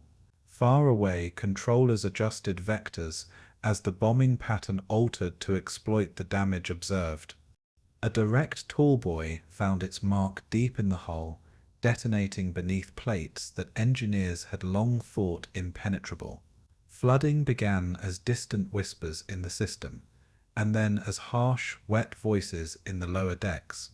Pumps labored and valves slammed, the machinery room becoming a cathedral of hissing steam and shouted orders. Bulkheads took on new burdens, and seams opened where welds strained like old scars. Men fought at stations with hands raw and language clipped to essentials, while water rose in inches and then in feet. The captain's face was a map of decisions, each line a route plotted between doctrine and the bloody fact of loss. Communication lines faltered under stress, and officers relayed terse commands with a soldier's economy. Outside, the fjord received the wash of orange light and the clatter of falling debris with a silence that felt like testimony.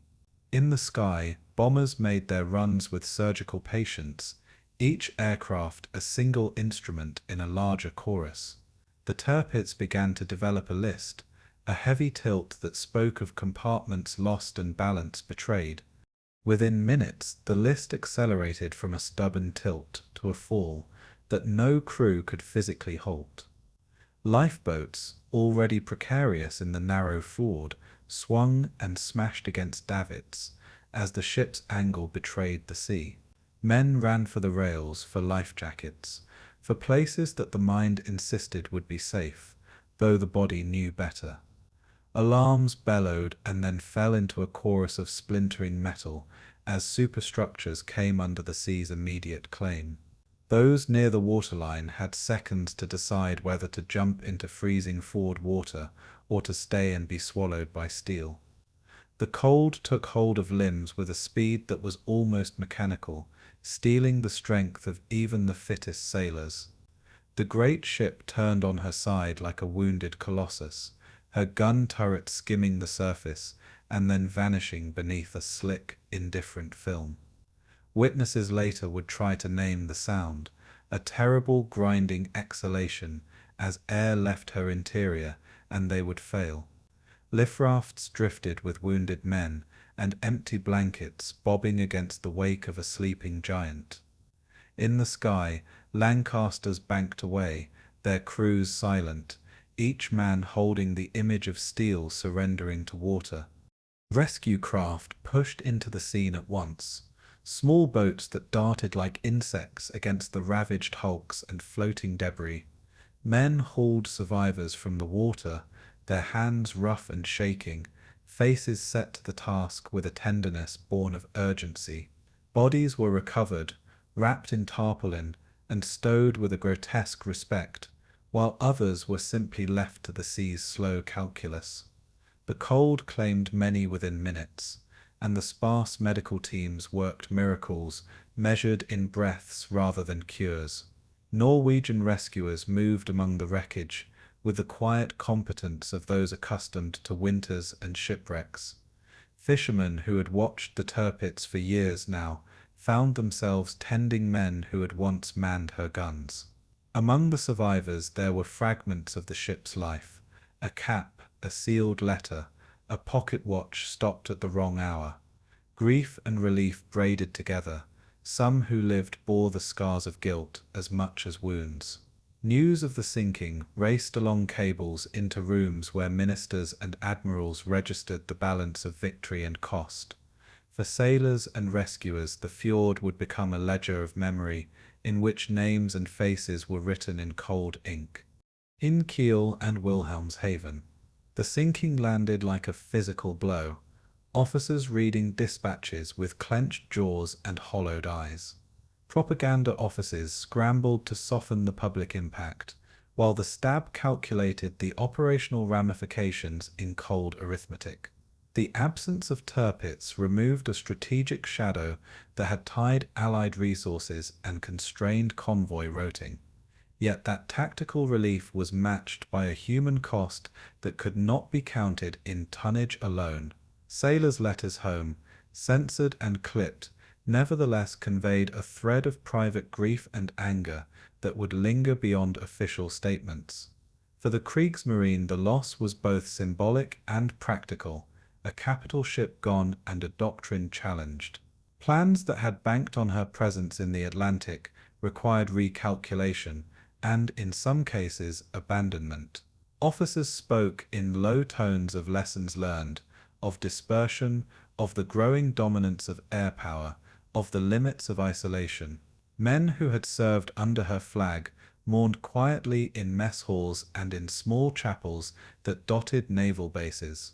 Above all, the sinking punctured a myth that had been both armor and burden for the German High Command. London registered the news with a sober relief, Churchill remarking that a danger which had loomed over convoys was now diminished, though vigilance must remain. Pilots drank quietly in messes and wrote short notes to families, many unable to speak of what they had seen without a tremor. For the Royal Navy, the removal of Tirpitz opened lanes and freed assets for other theatres where they could be decisive. Convoy planners reworked charts with a new optimism.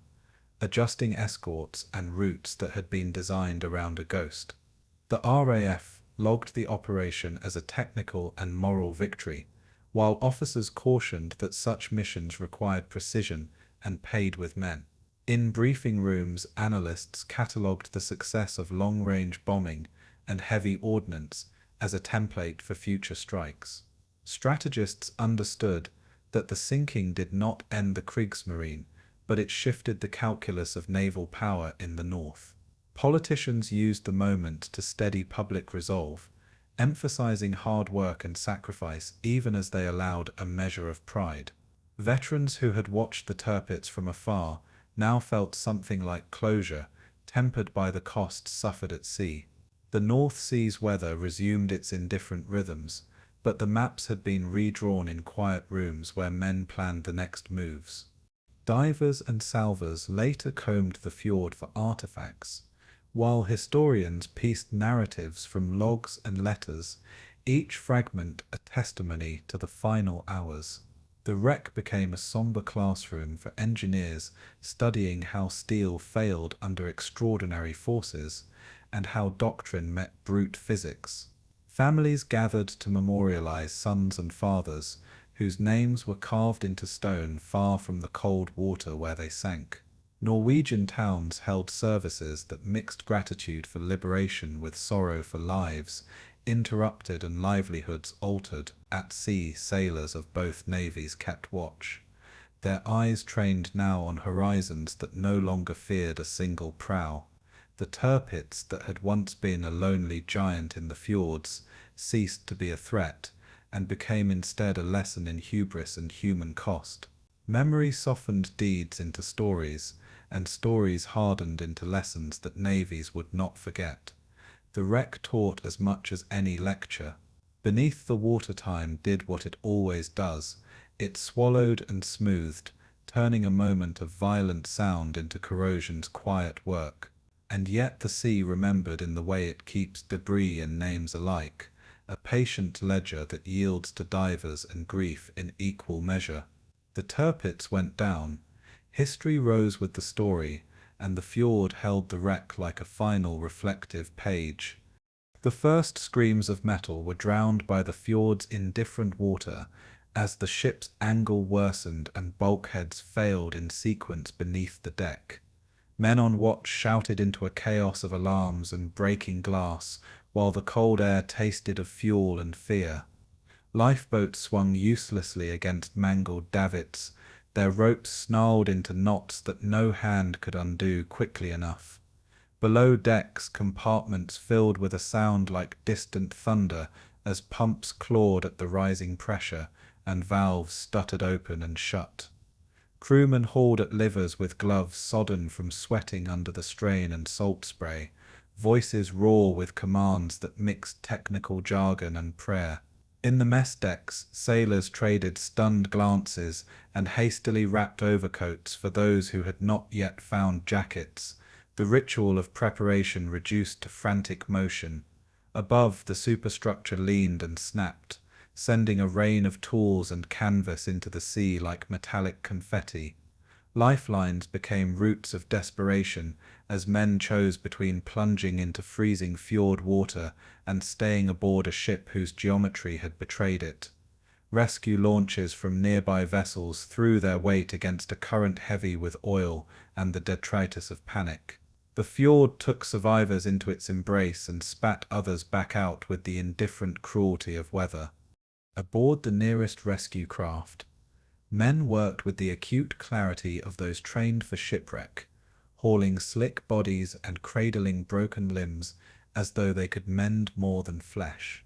The smell of iodine and wet wool filled the small space, stealing the breath of volunteers who had rushed toward danger rather than away.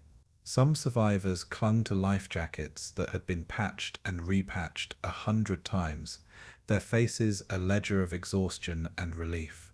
Hands worked methodically, untying ropes and cutting straps as if each small action could unspool fate itself. The cold took its due even as rescuers wrapped blankets and murmured hundreds of small consolations that sounded like liturgy. On the decks of the damaged ship, officers checked manifests and noted who was missing with the mechanical precision of those who must record loss. Stories of last conversations circulated in the drizzle, snatches of jokes, a cigarette shared, a promise to write home. Signals flared between boats as they coordinated pickup points, each flash an attempt to impose order on a scene that had become elemental. Men who had known routine all their lives found themselves improvising and improvising again. The sea, which had been a route and resource, had become an arbiter. In the engine rooms, engineers fought against a rising chorus of alarms, and the tangible encroachment of cold water that hissed and steamed as it met hot metal. Hands tore at valves and bolted plates that stubbornly refused to hold grease-slicked fingers, and the lights flickered under the strain. The blow of detonations had bent shafts and ruptured lines, and the cathedral of turbines groaned like an animal in pain. Orders came and were obeyed with the hard economy of professionals who had been trained to make mechanical miracles under duress. Men traded terse technical commands, their breath visible in the cabin and their eyes bright with fatigue and resolve. A lieutenant read damage reports aloud, while a fitter measured and improvised, fashioning temporary closures from scrap that might buy minutes. Flooding was not uniform. It chewed through seams where earlier repairs had masked deeper weakness. Steam and oil mixed in the air and settled over faces, leaving them with a varnish of battle. The vibration of the living ship had once been a comfort to sailors. Now it transmitted catastrophic news with a physicality that could not be denied. Below in the bowels the sea wrote its own sentences in iron and rivet. On deck, the lists of names read out by officers were swallowed by the wind, as if the fjord would not hold even spoken memory. Boats tried to pull alongside the heeling hull, and took blows from sudden gusts that shifted the water's mood.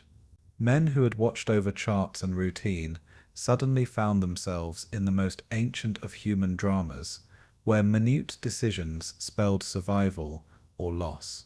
Petty officers barked orders as if volume could shape events, their voices raw but precise. Radio rooms tried to keep the chain of communication intact, transmitting coordinates that would guide further rescue and report the unfolding disaster. Photographers from neutral ships took images that later would be studied for engineering lessons and for the hard currency of history. In small clusters, sailors formed ad hoc triage stations, wrapping wounds with the calm of those who must do so without adequate tools. The sky above held a thin, indifferent light that made the water look like hammered lead. A chaplain moved among the men, a quiet presence that anchored some and soothed others. The ship's lights blinked and died in sequence, leaving pockets of activity and long, cold shadows. Back at the Naval Command, telegrams arrived with surgical speed, each phrase clipped and exact, carrying the terrible arithmetic of the lost and the saved. Officers in offices that had long studied grand theories found themselves reduced to administrative tasks, lists, names, notifications, logistics for bodies and survivors. Maps were spread and re-studied with markers, indicating attempts, successes, and failures. The geography of catastrophe recorded with professional detachment.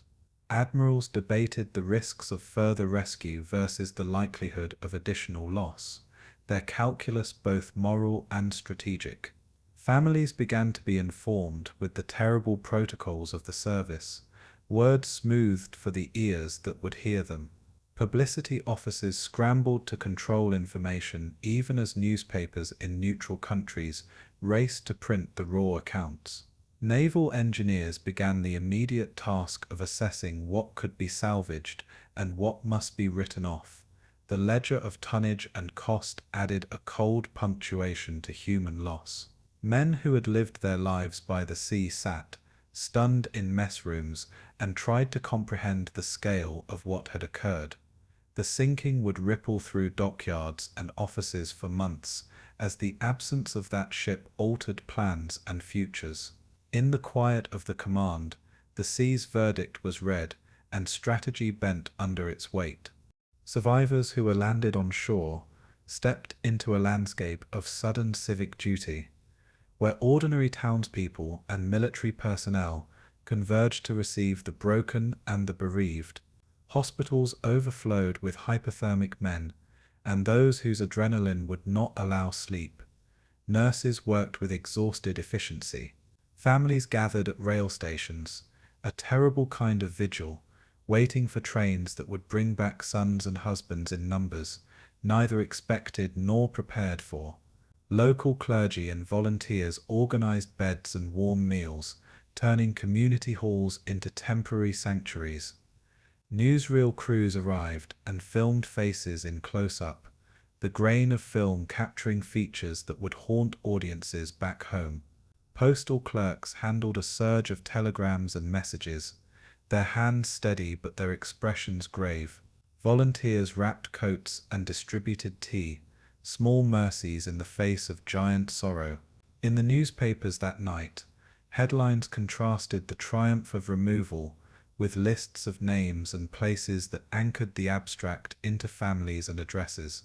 The town's harbour smelled of diesel and grief, and the quiet churches rang their bells for souls unknown and known alike.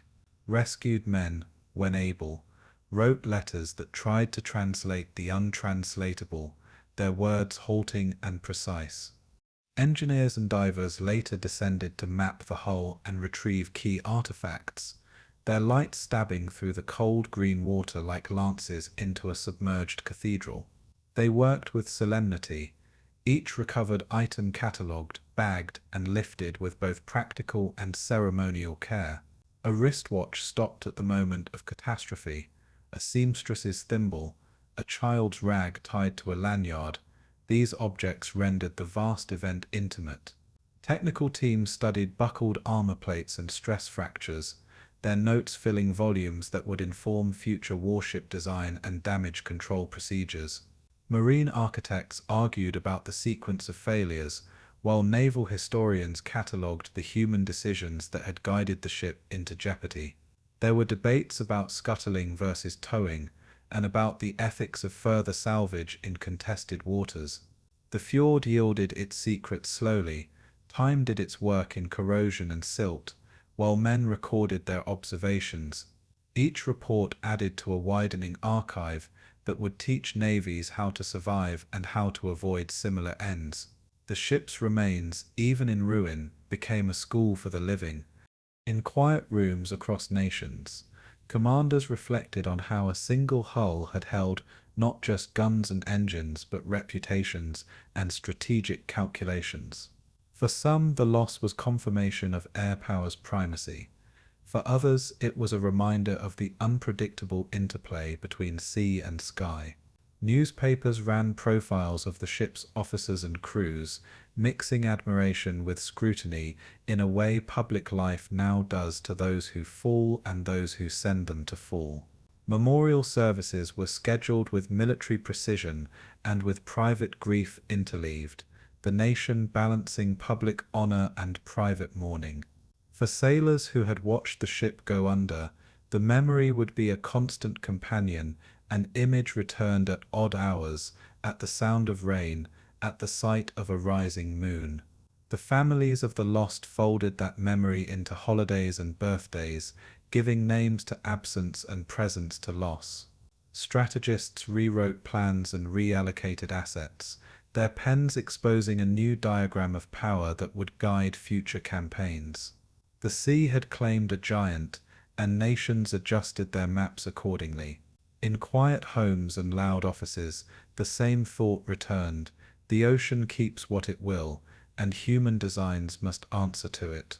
Years later, when divers and historians recounted the sinking, they described not only the mechanics of defeat, but the texture of the moment, the taste of salt on parched lips, the sound of a rivet tearing, the weight of a decision. Memorials were raised on promontories and in small parish cemeteries, stones set where names could be read against the sky. Veterans spoke in measured tones about camaraderie and loss, their faces lined by time but eyes still carrying the lights of that night. The fjord retained a silence that was almost audible, a hush that made the gulls' cry seem louder and more fragile. Schoolchildren visited the memorials and learned that a ship is more than metal. It is a collection of stories and duties that sometimes ask too much. In archive rooms, the paperwork filled shelves like sedimentary layers, each file a sediment of lives and orders. Pilots, sailors, and dockhands who had been part of the events met at reunions and remembered with an intimacy that time polished into care. The giant lay under the water, but rose in memory, a monument to both human ingenuity and human fallibility. The sea kept its claim, humanity kept its stories. In the end, the Fjord closed over the wreck with a slow, indifferent grace, returning silence to the place where steel had screamed. Waves washed over the remembered outlines of decks and masts, while light filtered down in pale columns that moved like the hands of saints in a submerged chapel. Families folded their grief into lives that went on, and navies redrew their doctrine with a humility born not of defeat but of experience. The salvage reports, the funeral lists, the technical drawings, and the whispered confessions composed the ship's final testament. The giant was gone from sight, but present in the contours of the war that followed. Her absence altered convoys, strategies, and the calculations of those who held charts and destinies. Men who had seen her go down carried a quiet authority, their counsel sought in debates about risk and honor. The sea had claimed the pride of a navy, but it had also reclaimed a lesson that the most formidable creations remain subject to the mood and law of water. Memory kept the story lit, and memory, like the sea, refused to forget. The fjord kept its secrets for years, a cold archive where rust bloomed like barnacles along the hull that once cast a shadow over convoys. Divers first returned as curiosity and courage intertwined, slipping beneath an oil-dark surface to meet the skeleton of plates and frames that the war had left behind. They moved through a green hush, their lights carving slow arcs that revealed twisted ladders, a warped anchor chain, the ghostly outline of a turret half buried in silt. Each recovered artifact was a small confession, an officer's insignia, a child's toy, a corroded wrench that told of a life abruptly interrupted by fire and water. Local fishermen watched the operations from skiffs, their faces a ledger of weather and memory, and traded stories about the nights of flares and engines that once thundered through the inlet. Salvage crews arrived with winches and barges, men who treated scrap as commodity, yet spoke in quieter tones when asked about what lay beneath. Papers were filed, permits issued, and a commerce took shape around a wreck that was both resource and reliquary. The fjord surface unrolled on top of it, like a calm skin, obscuring the labor below where steel was cut and lifted in chunks. For communities, the salvage was pragmatism and pilgrimage at once, work to be done, history to be handled. The sea yielded its metal, and with each haul the living negotiated the memory of a giant. Workmen hauled artifacts up from gloom, and placed them on decks that smelled of diesel and cold iron. Their breath fogged in the air as they wiped silt from plaques and portraits. Conservators wrapped corroded brass in linen, and set fragile bits in padded boxes, careful custodians of an afterlife that museums and families would argue over. Children peered through rope barriers at the exhibits that towns organized, learning the geometry of loss, names on plaques, dates on frames, faces in faded photographs. The local economy shifted subtly as scrap metal fed furnaces and relics, fed curiosity. Hotels booked divers and historians in seasons that once only served fishers. An old sailor who had been a boy when the ship went down told his grandchildren how he had watched silhouettes and searchlights, his voice steady and laconic as the sea. He carried a small fragment of rivet in his pocket, a token he turned in fingers like a rosary bead. There were darker transactions too, clandestine sales of items that should have been catalogued, and arguments about rightful ownership that echoed across legal corridors. The work of dismantling became also the work of deciding what to remember and what to market. In cold warehouses, the recovered pieces waited their turn under lamps and tarps. Memory and metal lay side by side, each demanding different kinds of care. Researchers descended into archives, as divers descended into the fjord, pulling manifests, crew lists, and blueprints to stitch together fragments into narrative. Engineers fetishized diagrams of bulkheads and pumps, tracing the sequence of failures that time and action had recorded beneath saline and pressure. Journalists interviewed survivors and salvage bosses alike, their notebooks filling with names and dates, and the tremor that appears in voices when they skirt grief. Academic presses issued monographs that argued over causation and culpability, the technical and the moral braided together like the wires of a detonator. Local museums built exhibitions that tried to balance spectacle with sorrow, placing a children's shoe next to a shell fragment and asking the visitor to hold both images in mind.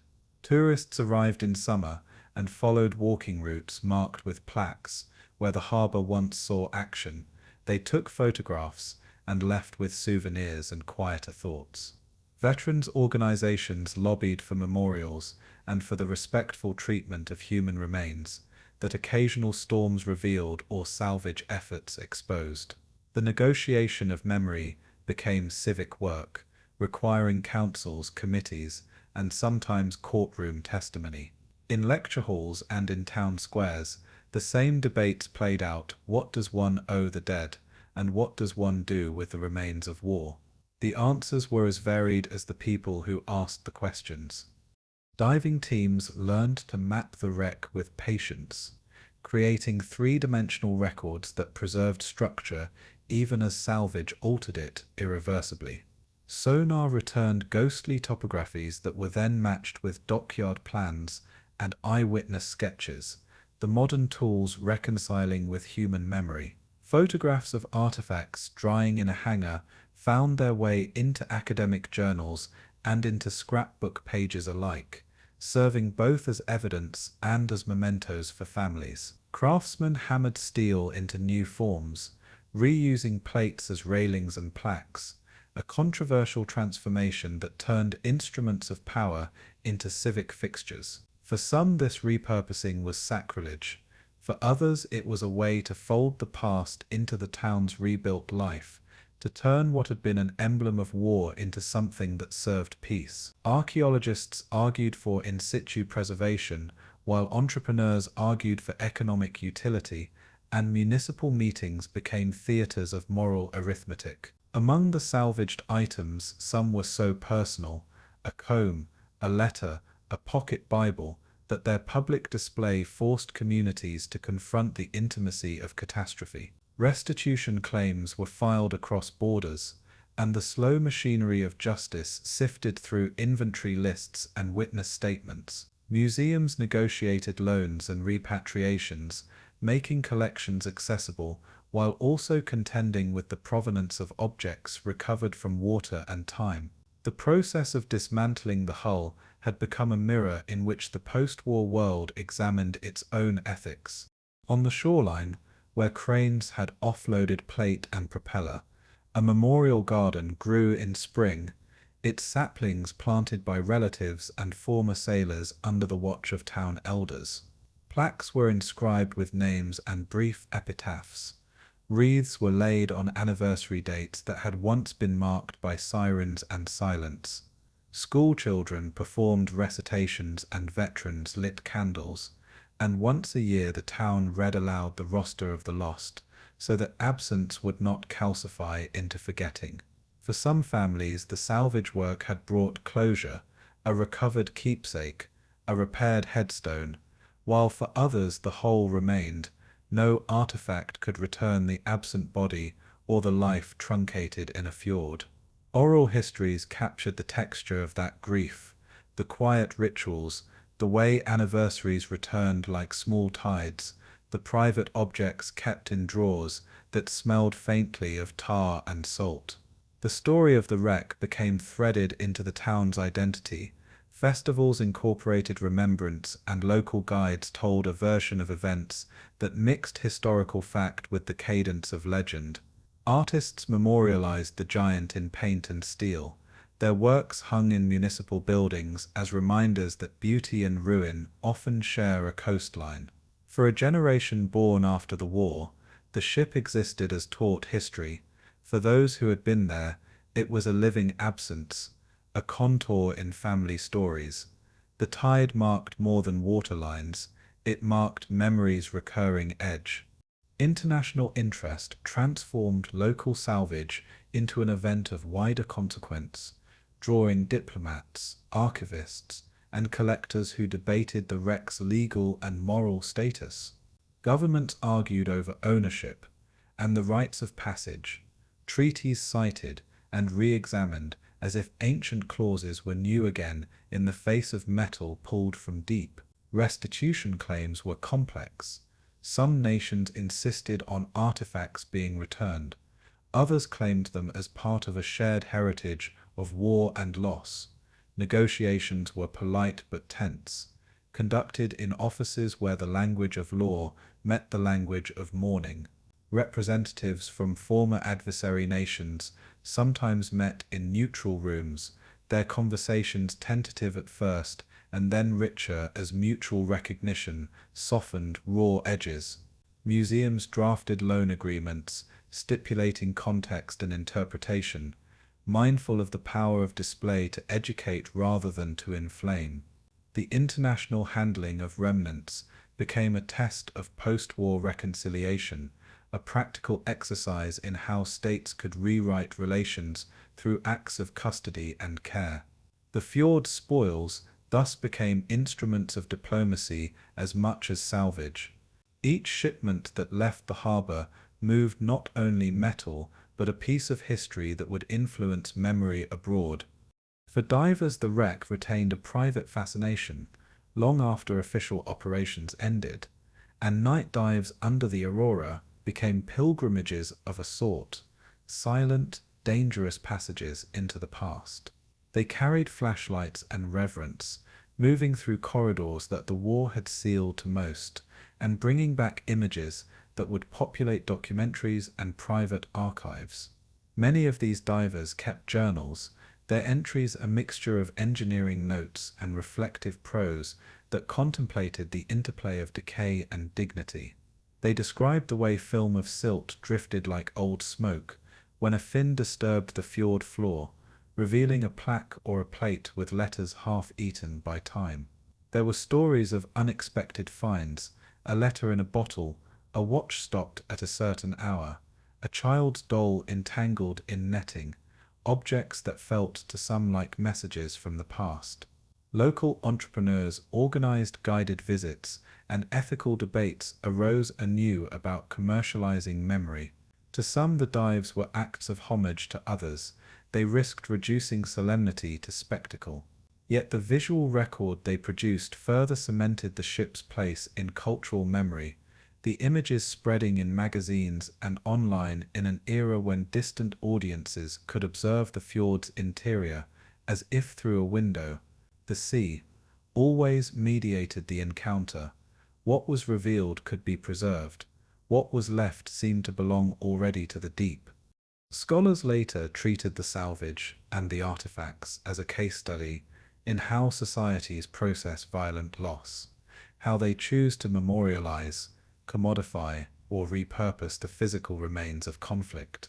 Conferences were held where curators, ethicists, and marine archaeologists traded papers and argued about best practices, each presentation a careful balance of technical expertise and moral reflection. Some argued that the dismantling had been necessary to prevent further environmental damage, and to recover human remains. Others countered that the wreck should have been left untouched as a war grave. The debate was nuanced, not merely binary, and it revealed the plural ways communities value history. Students produced these that traced the wreck's afterlife from catastrophe to cultural artifact, while filmmakers edited footage into films that humanized the statistics and amplified the voices of families and rescuers. The academic discourse shaped policy as councils crafted guidelines for handling underwater heritage, and those rules went on to influence other recoveries around the world. In this way, a single fjord story contributed to international norms about memory and stewardship. The metal that had once symbolized might was now a teacher of restraint and respect. Memory required structures, the wreck taught them. In the end, the salvaged pieces were dispersed. Some conserved in museums, some melted into civilian use, some kept by families who would not sell what had lain for decades under cold water. The town that had hosted the salvage adjusted, its harbour now quieter in summer, its museums fuller, its memorials weathered and sincere. Annual ceremonies continued, moving between church and shore, and the younger generation learned the ritual of remembrance as they learned to fish and to read the tide. The fjord changed with the seasons, its surface smooth in midsummer and glassy under winter light, but its depths carried the accumulation of human choices, decisions to recover, to remember, to repurpose, to mourn. In conversations over coffee in the harbour cafe, men and women who had watched the cranes talk of the past with a pragmatic tenderness, balancing the necessity of livelihood with the gravity of loss. The wreck's dismantling had been messy, bureaucratic, and intimate all at once. It had forced communities to ask what they owed to the dead and what they owed to the living. That negotiation continued in small ways. Gardens tended, plaques cleaned, stories told at kitchen tables. The giant's last contribution may have been to teach how memory itself must be worked, like metal, with patience and with careful hands. And so, as winter nights lengthen and the northern lights turn the fjord into a pale theatre, the town keeps its watch, half reclamation yard and half chapel for remembrance, knowing that the sea keeps what it will, and that the living must choose what to carry forward. The Tirpitz became more than a warship. It was an idea forged from the delusion that sheer presence could equal power. She loomed like a myth in steel, yet she never fired upon a convoy, nor changed the course of any battle she was built to influence. For years, entire fleets moved to contain her, wasting fuel, effort, and blood in a dance around a ghost that rarely stirred. Admirals calculated, ministers debated, and pilots died chasing a ship that stayed anchored in cold fjords under the cover of smoke. To Germany, she was reassurance, proof that the Reich still held dominion over the north, a visible monument to strength amid growing weakness. But even monuments decay when left unused. Each day she sat idle, rust gathering in seams, engines sleeping beneath frost, while across Europe the war raged on without her. The great battleship had become a prisoner of her own purpose, trapped in strategy's illusion. Her existence demanded defense, and her defense drained resources from the front lines that truly mattered. The giant had become a mirror of futility, grand, costly, and still. From the Allied view, Tirpitz was a phantom that distorted planning and consumed energy, a legend more dangerous than her guns. Admirals saw her shadow in every convoy, commanders adjusted routes, and men stared into radar screens expecting the sudden pulse of doom. Thousands of tons of bombs were manufactured, thousands of sorties flown to destroy what rarely moved. It was a campaign born from fear of potential, not from the reality of threat. The Royal Navy tied down ships, submarines, and aircraft around the Norwegian coast because the mere idea of her breaking free haunted strategy rooms. In London, Churchill called her the Beast, a name born of both dread and obsession. In Norway's fjords, local villagers watched as the monster never roared, only endured. The Allies' triumph in finally destroying her was a victory over anxiety, as much as over steel. The fear she inspired outlived her usefulness, and that fear shaped tactics far beyond her reach. To the Germans who served aboard her, futility was not theory, it was lived experience, drawn out through endless winters of anticipation. Sailors cleaned, trained, and drilled, yet seldom fired their weapons in anger. They watched skies for bombers, scrubbed frost from deck guns, and listened to the hollow echo of their own isolation. Their enemy was not the Royal Navy, but the creeping weight of stagnation, the psychological corrosion that seeps in when purpose evaporates.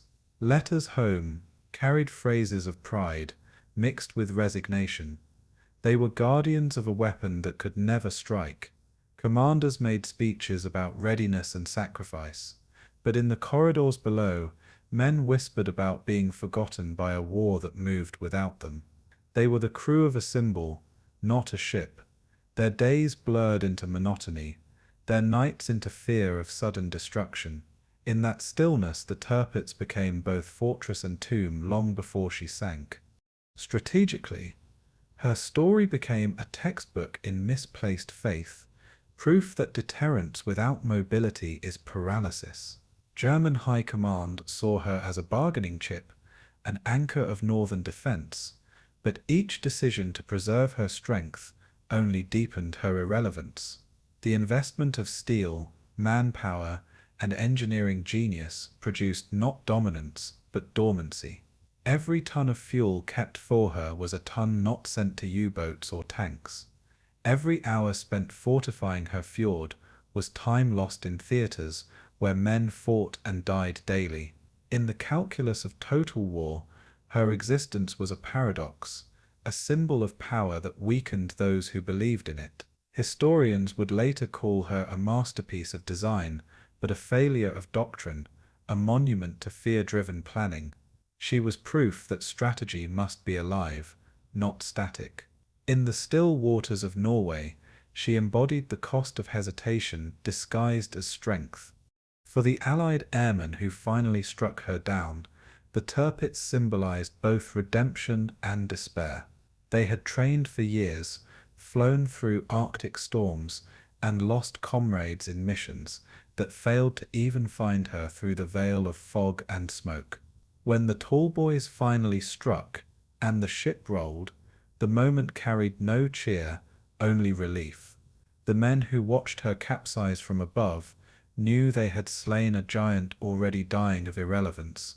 Yet for them it was also a moment of closure, an end to the obsession that had claimed aircraft and lives without clear result. The victory was tactical, but also emotional, a release from the fear of what might have been. They returned home exhausted, knowing that what they had destroyed was as much myth as machine. The wreck in the fjord was a monument to persistence more than necessity. Even victory, in this case, was touched by futility. The Tirpitz's end forced post-war planners to confront uncomfortable truths about the limits of naval power in the age of air dominance.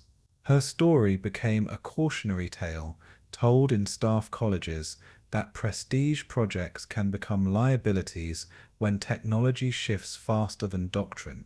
Battleships, once the standard of empires, were now relics, their armor no match for altitude and velocity. The age of aircraft carriers had arrived, sleek and flexible, where giants like Tirpitz were slow and vulnerable. Admirals who once worshipped steel hulls now studied radar screens and flight decks, their pride tempered by lessons written in wreckage. The fjord became an unintentional classroom where future strategies were shaped by failure. What the Tirpitz represented died not only in water, but in concept.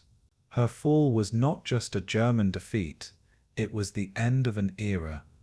Philosophically, the Tirpitz stands as a meditation on fear, the kind that drives nations to build weapons they dare not use. She existed because of trauma, a reaction to Bismarck's loss, and to the humiliation of being hunted. Yet that reaction produced something equally tragic, a vessel too valuable to risk and too expensive to ignore. She became the embodiment of defensive aggression, a paradox of might trapped by its own mythology. Her captains could not act without permission from men who feared her destruction more than desired her victory. Her guns remained silent, not by design, but by indecision. The Tirpitz was both product and prisoner of human anxiety, a fortress built to stave off fear that instead amplified it. In her silence, she taught that the greatest danger to power is hesitation born of pride. In time, her story was absorbed into culture, a ghost wandering through documentaries, novels, and the collective imagination of nations once at war. To the British, she was the ultimate quarry. To the Germans, a misunderstood guardian undone by fate. To historians, a symbol of wasted brilliance. Museums display fragments of her armor beside photographs of her, in still majesty, juxtaposing ambition with consequence. Veterans who survived her sinking speak in tones of melancholy, not anger, remembering her less as a weapon and more as a home. Every retelling transforms her from instrument to metaphor, from battleship to cautionary legend. The Tirpitz endures because she is universal, an emblem of the human tendency to mistake strength for security. She reminds us that technology alone cannot save flawed strategy, and that pride can anchor even the mightiest of ships. The echo of her guns may have faded, but her lesson remains carved into history's hull. And so, as the northern fjords lie calm under winter light, the story of the Tirpitz drifts between myth and memory, a giant that never truly fought, yet forever altered how the world understood war.